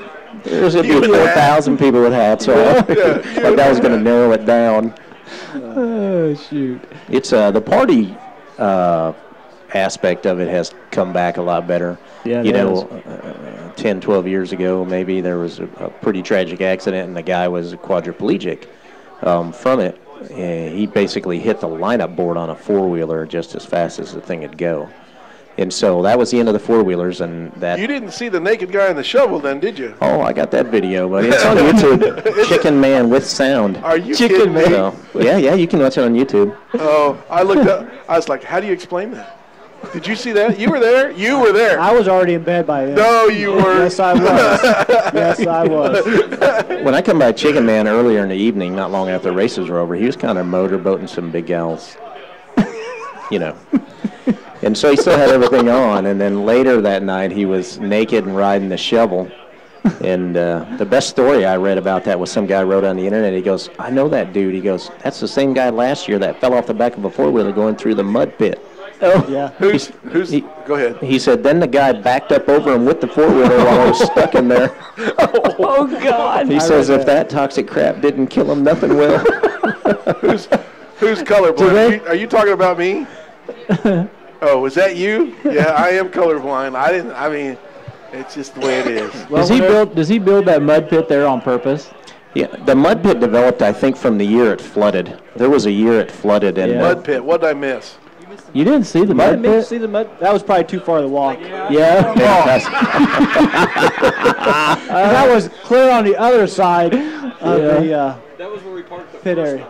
Yeah. So you got to get this picture, okay? So Brian and I are blasting up there, you know, and we're talking to Eric Schneeweiss, and he's giving us directions how to get into the place. So we turn, you know, we dress comfy to ride up there, and oh, Lord help me. So we turned at the stop sign, and he said, just park along that road and walk on in. Well, I had to change clothes before I could get into the racetrack because I wasn't wearing what I had on in the racetrack. What kind of comfy clothes do you wear when you drive? Yeah, I'm a little nervous now. Oh, my God. You sure you want to finish this story? I think you better stop that, Bill. It's a mile from where we parked to get into the damn track. So you walked right past the mud pit. Bill. Must have. What is it? It's just a place for us to go after hours, after the races, to contain everybody. I think the original idea was for it, and then it got pretty crazy last year, like you said. I was on it one year with Surefix, and I don't know how I got a bruise on top of my shoulder going through there. So some guy tried the mud pit. Yeah, tried to drive a Dodge truck through the mud pit and didn't make it, of course. But the best part about that was it wasn't his Dodge truck. Oh, God. So he just left it there? I think the tractor, when I come by, the tractor was pulling it out. But that was the story I heard, was it wasn't his truck anyways. He didn't care. I don't think anybody sleeps up there that whole week. I don't know when they do. It's interesting. It's, like I said, it was real tight, and then golf carts became popular because that's all Lottie would let you ride. And so then the biggest, most pimped out golf carts started showing up. I was going to say the golf carts got awful fast. Yeah, Randy LaJoy's big 6-seater golf cart with a brass pole on top and all that. And it blew up a year ago. Last year or the year before, it just blew up on the last night, so he just left it and gave it to one of the track workers. Really? Yeah. He put another motor in it. RPM Speedway's got a big 4-wheeler with a pole on it now, I noticed. That's that's not a 4-wheeler, that's like a Ranger or something. Oh, okay. Yeah. Did they build a tiki hut of course. In the campground there? Yeah. Oh, yeah. Of course, Philip Brown says the partying is great. By Peter Phillies and them? Were they there? Yeah. Yeah. Yeah, that's my camping spot. Yeah. That's your camping spot. Are you going to work the Fall Nationals this year? I don't know. It just depends on what's going Fall on with Fest my or Oktoberfest or whatever. the real job. I'd love to go out there. Tom is. Let's talk about Thunder Hill for a second. Yeah, come on. About that. Yeah. Tom Gutowski will be down for Friday and Saturday at Thunder on the Hill. Davey Plato coming up? No, he's so lazy. He's lazy. I hope he's listening. Anyways, it's good to see him. I haven't seen him in years. And then Virginia Lindsay, who is the director of points and membership, is going to come. Her and her husband and another couple that they know are going to come all the way down. Oh. So they're going to come down and hang out at a racetrack on Friday and Saturday night. That's pretty unusual. Cool. Oh, you're going to. Alan will be there. Okay. Your region director will be there. I think him and Tom flipped a coin or drew straws or whatever to figure out who's going where. All I know is Tom called me today, was explaining to me where to get those little paper cups that you use just for disposable shots. So I'm making notes while I'm driving down the highway. So should be a pretty good party Friday and Saturday at Thunder Hill. And I do the pit meeting every week, and many, many weeks I've stood here and said, you could pick apart everything that goes wrong here, but I'm going to tell you now, our races are good races, and our racers are good racers, and it's been quite spectacular. Yeah, but you have, but somebody's got to pick up. I mean, nobody was able to pick up Grabowski this year. It's, some other people did win races, not that they didn't. Right, I understand. Not one guy won all year long. And you had some great. Oh, if we had some 18-lappers, we'd have a lot of different winners. But you can't take anything from him, because a couple of things I really noticed, man. One, he's a really clean racer. He doesn't beat his car up and doesn't beat your car up. So it's hard to be mad at him. It's not like he hammers all over you to get by.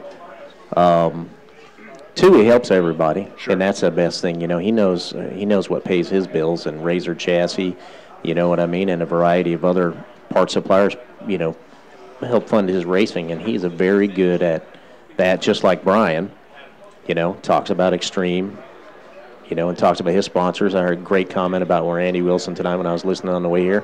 So he'll help you. And that's what I tell people. They go, what do I need to do? I said, I go talk to that guy. He wins here all the time. And they're pretty forthcoming with information and whatnot. And so I really admire him for the fact that he's willing to race for it. And if he has to help you go fast and then try to beat you, he's very willing to do that. So, Mike and Pam have done a good job up there getting that place back opened again.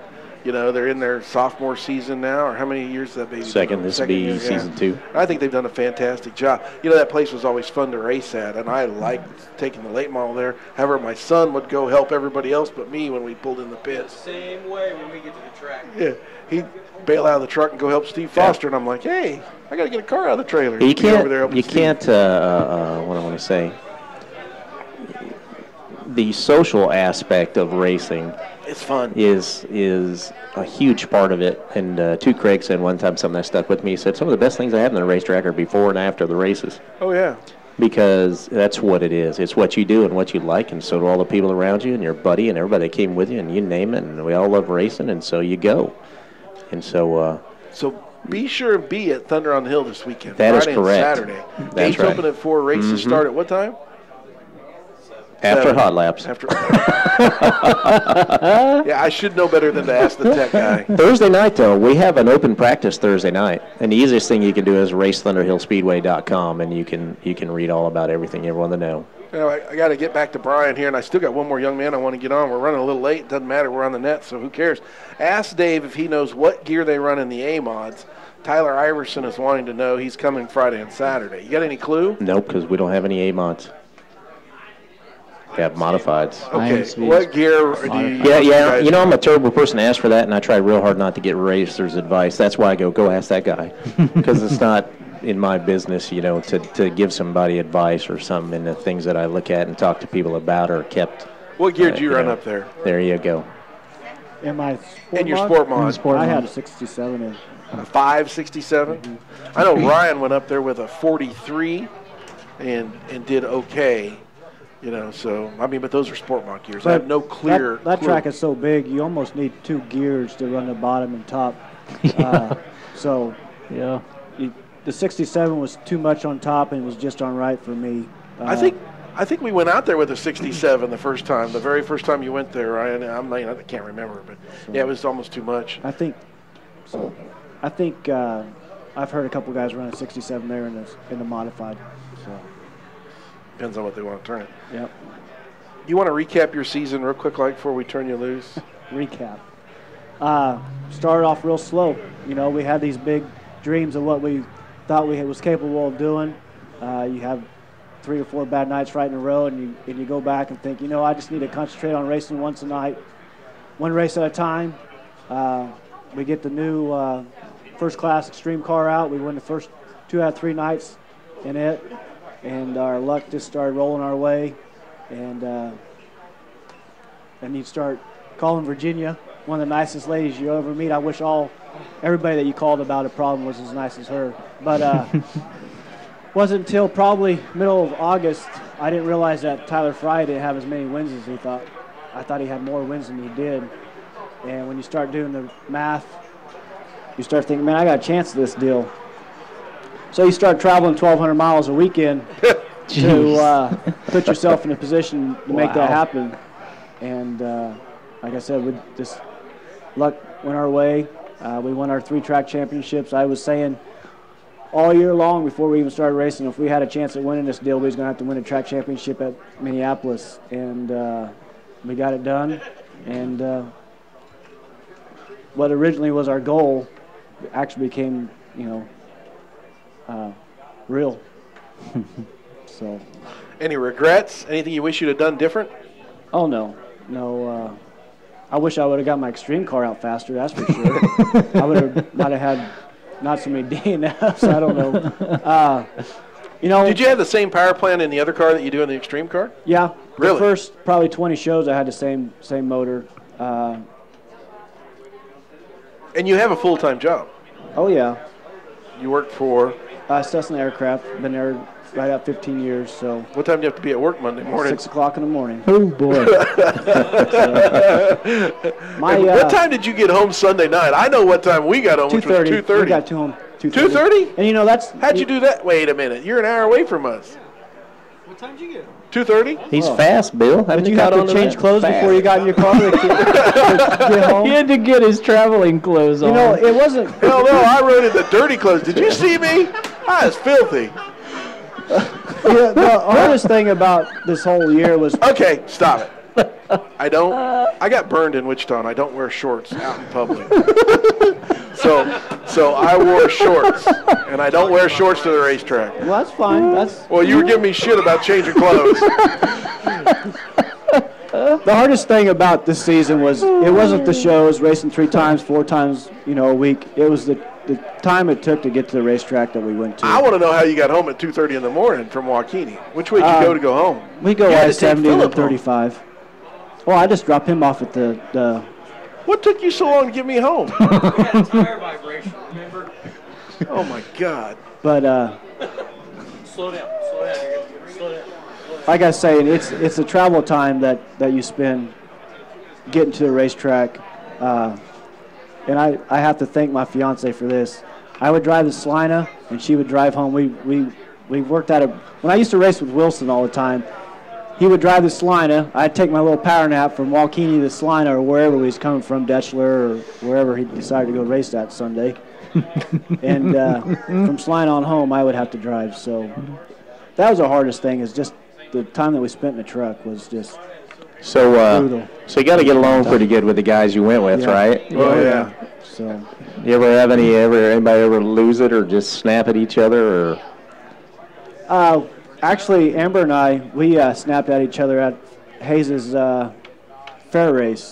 This year? Yep. We had ran a heat race, and we had a routine. We pulled in, and, we jacked the car up and took our tires and whatever, made our adjustments. Well, we was going to run a trophy dash, so that threw our routine off. And she's like, "What do you want to do?" And I was like, "What do we always do? We jack it up and we do this." She gave me this look. I'm sure us men, we all know that look. So when it was said and done, I said, "We either do this together or we don't do it at all. We load up and we go home, or our season's done. We're going to get along. We do this together." She was just as much a part of this as I was. I was the driver, yes, but she was the one there supporting me. And when we didn't do so good, she was the one there kicking me in my rear, saying, "You better start working on that race car and get better." So she always. Saturday night at Minneapolis, I wasn't too excited about the races, She said, "You're going to do fine. You're going to go out there and you're going to win this thing. You got confidence. You're the good driver. You got good equipment." She's always my pep talk. She always gave me what I needed, and I wouldn't be here without her. That's for sure. So. The girl told me once, "I'm not coming here every week to this dirty place just to watch the only guy I know suck." so the kick in the pants is probably more common than you know. But, is that what you're going to do? And I'll go ahead. The neatest thing that I always, there towards the end is when I'd pull up in Victory Lane and she'd wash my radiator off, cool me off, and she gave me this most beautiful smile. And, that's even Sunday, I saw it and it's like, man, that's worth everything that we went through is to see that the both of us as happy as we were together, doing it together. So. That's cool. Fantastic. When's the wedding date? We're going to be in March 2012, so. Okay. March. Just trying to think if that's a race date or not. No, it'll be before the race is guaranteed. So. This is a tough question, but you going to try and repeat this again next year? We talked about that, and we're just going to do the best we can, and if I haven't, it's going to take another phenomenal, lucky year. Can I do it? I'm going to have the right equipment. But if we got the luck there, going to try it again. I'd like to try it again. All right. Well, congratulations. Like I said earlier, everybody here is really proud of you. You did a fantastic job. This is just. It's kind of got to be a dream come true. Oh, it's more than a dream. I've raced as long as I've probably been walking, and I've raced with some guys that's won a lot of races and learned from some of the best, And when we would win 20 nights, that's just, that's a hard defeat right there. You look at the numbers, or I look at my schedule and I look at what I won and how I did. It just don't happen all the time. And if you put this in the big perspective, when you're done, Brian, when you finally quit racing and hang it up, when you quit physically driving the race car, I'm sure at some point in time you'll be helping somebody, maybe a child of yours or something like that. If you put this all in perspective, the losses are going to far outweigh the wins.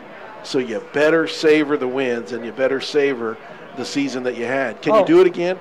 I bet no doubt that you have all the equipment and everything to do it again. But, man, this is just an awesome year. Oh, you're definitely right. Like I said, there's several, you asked me earlier in the program which one stuck out the most. I've got several that, that will always come back to my memory because, we go to Lex.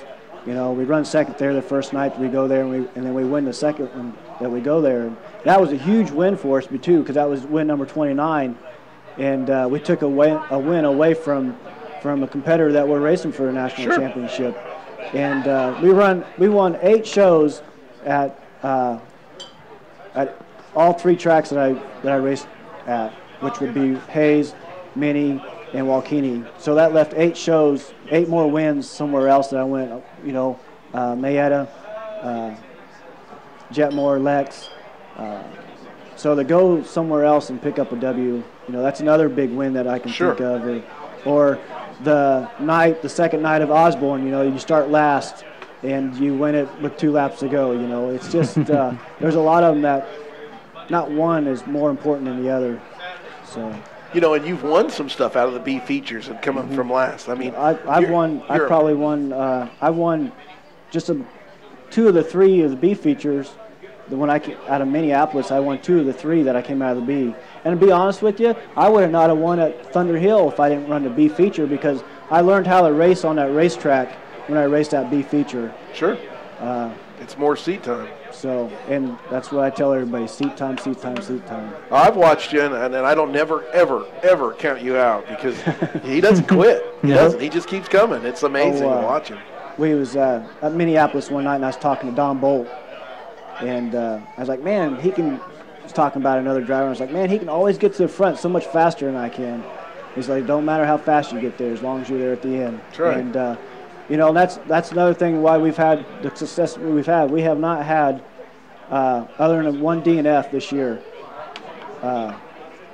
What was the DNF from? It was my mistake, as in how I installed the transmission at Walkini one night. Rather than that, we didn't have a DNF this year. What'd you run for trans? You mind telling us? Paraglides from Bashore. Really? In Boone, Iowa. You like them? Wouldn't have anything else. Okay. That's a huge deal. Not to break, not to drop out. How many times did you crash out of anything? None. It's fantastic. See that? Yeah. Yeah. You got to be smart. On top of everything, you could have all the pieces of the puzzle, and you could have all the talent in the world, but if you're not smart enough to get on the brake, to know when to brake and when to gas, and then. I'll tell you, my goal that I wanted to hit this year was, Mike Nichols last year didn't have 1 DNF, and he won a national championship last year.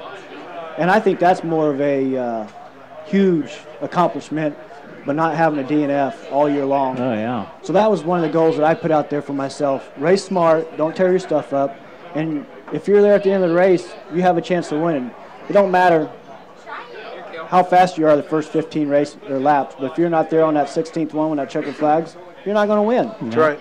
And our DNFs were at out of state, where I didn't race my track points, but everywhere I had track points is we didn't have 1 DNF except for the one at Walkini. That's cool. That's amazing. Yeah. That's Who works on your car?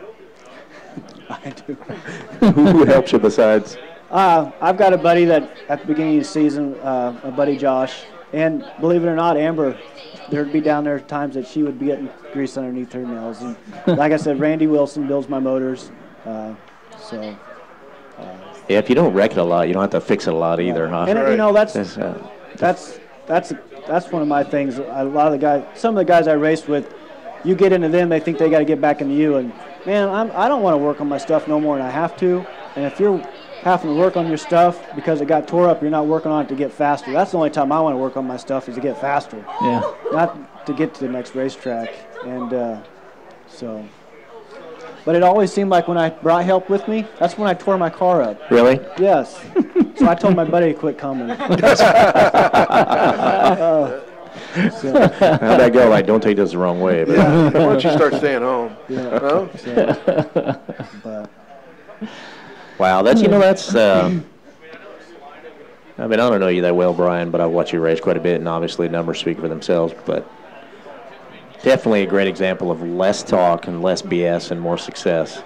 I can tell you that is a common trait between a bunch of the national champions I've ever met or watched race or anything. Like he said, the less time fixing my car is the more time learning how to make it go faster.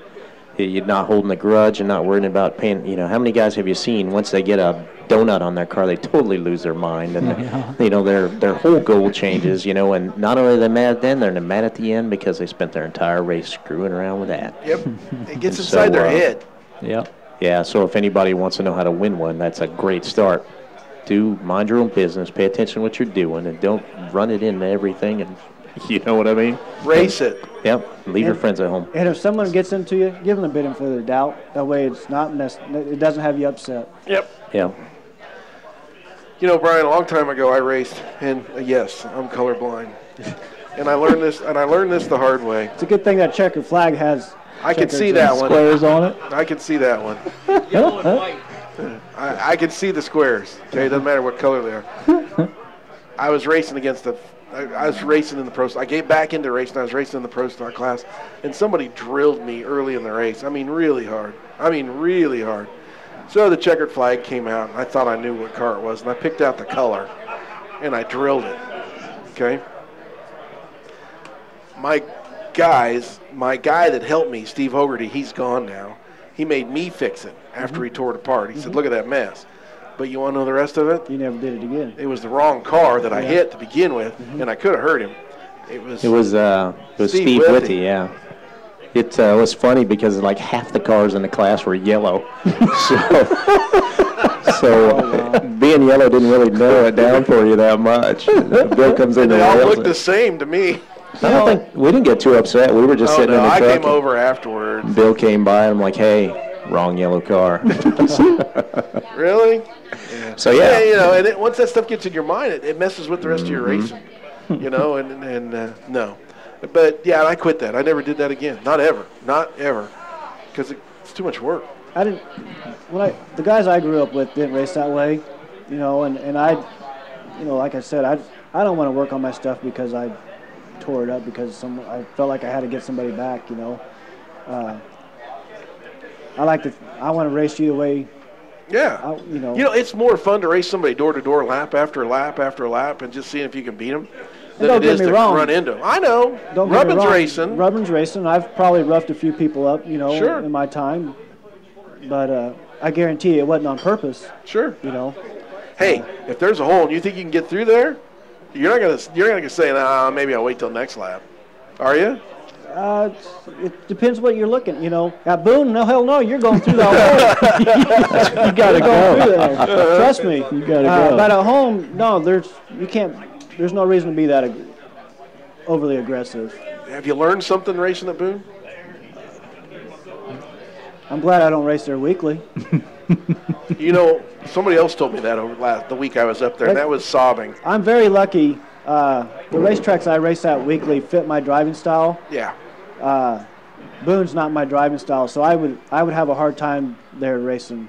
I was amazed how you back it in the corner there. Yeah. I would probably travel 30 miles and go to another racetrack instead of 180. Really? I'm being sarcastic because there's a racetrack every 30 miles down there. I know. But, yeah, you know what? It's because of what the racetrack's made out of, and it's high banked. You know, you can really drive it really fast, pretty far in there. Even and when so, it yeah, off. It's dirt. It's like a black dirt racetrack. It's not clay. Mm-hmm. It's just dirt, isn't it? Yeah. But the guy, I was one of the first years I worked Super Nationals. I did claims, or there used to be a lot of them, and I had two guys claim, and the one guy was pretty happy because his motor was just vomiting oil all over the car, so he was ready to let that go. And the other guy was a guy named Jeff, and I can never remember his last name, but I remember his face, and I remember talking to him that day, and he was just complaining. This is after Super Nationals. And I got my two cars, and they're taking them apart, and you're going to get motors out. And I said, he's just complaining about Lottie and complaining about this and that and the other drivers. And this guy was not popular. Even though he was the multi-time track champ there, they did not like him. He was the bad guy, you know. And so I'm talking to him, and he's just complaining. I go, you know what, why do you race here? Yeah. And so he looks down at the racetrack, and he goes, this right here. And he points to the ground, and he says, you can race here. He said, you can always race on this racetrack. It is racy. You can pass cars, and no matter where you start, you can go forward if you get it together. He said, so you can race here. It's not like it's one lane and locked down or anything like that. He said, you can race, and that's why I come here. And then he said he still hated Lottie. And well, you know, guys, it's going on 8:20 already. We're way past our 8 o'clock shut-off hour, and I know there's things people need to do. I know you got to get home. Fantastic guest. I really know that you made a big effort to be here today. I gave you the option this morning if you wanted to bail on us. Yeah. I really appreciate you coming up. Oh, I enjoy it. Fantastic season, fantastic year. Keep up the hard work. You still got more races to win out there this year, so go get them. We'll be seeing how you do. We'll be in touch, okay? Yep. Appreciate it. Thanks a lot. Great. Congratulations. Dave? thanks for coming up. You betcha. Appreciate it. Thunderhill this weekend. Absolutely. Thunderhill, Friday Thursday and night Saturday. practice. Thursday night practice for people who've never been there. And then Friday and Saturday night is a fantastic show last year, nearly 200 cars each night. This year we're straight up IMCA and $30,000+ going out the door in 2 nights. And it's going to be a great show and a great time. I mean, if we've learned anything from going other places, we've learned that, it's got to be fun on top of, the greatest races in the world. But, if it's not fun otherwise, the greatest races in the world with the most boring pits and the most boring grandstand and you name it, it isn't going to work. And when you got to spend the night there, so we're going to try to live it up, particularly on Friday night and maybe Saturday night, and see what we can make out of that. But definitely great racing and be plenty of it. All right.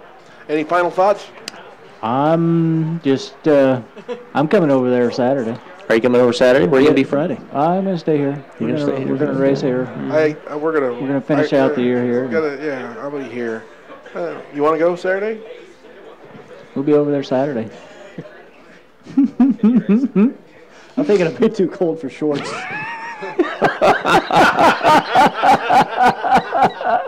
Paybacks, brother. I'm the man with the microphone. Remember that. That's a night of lost sleep right there just thinking about that, Bill. And I wake up screaming. Hey, I'm going to tell you something. The kid down there did a pretty good job Sunday at Waukene. What'd you think? Did you see him?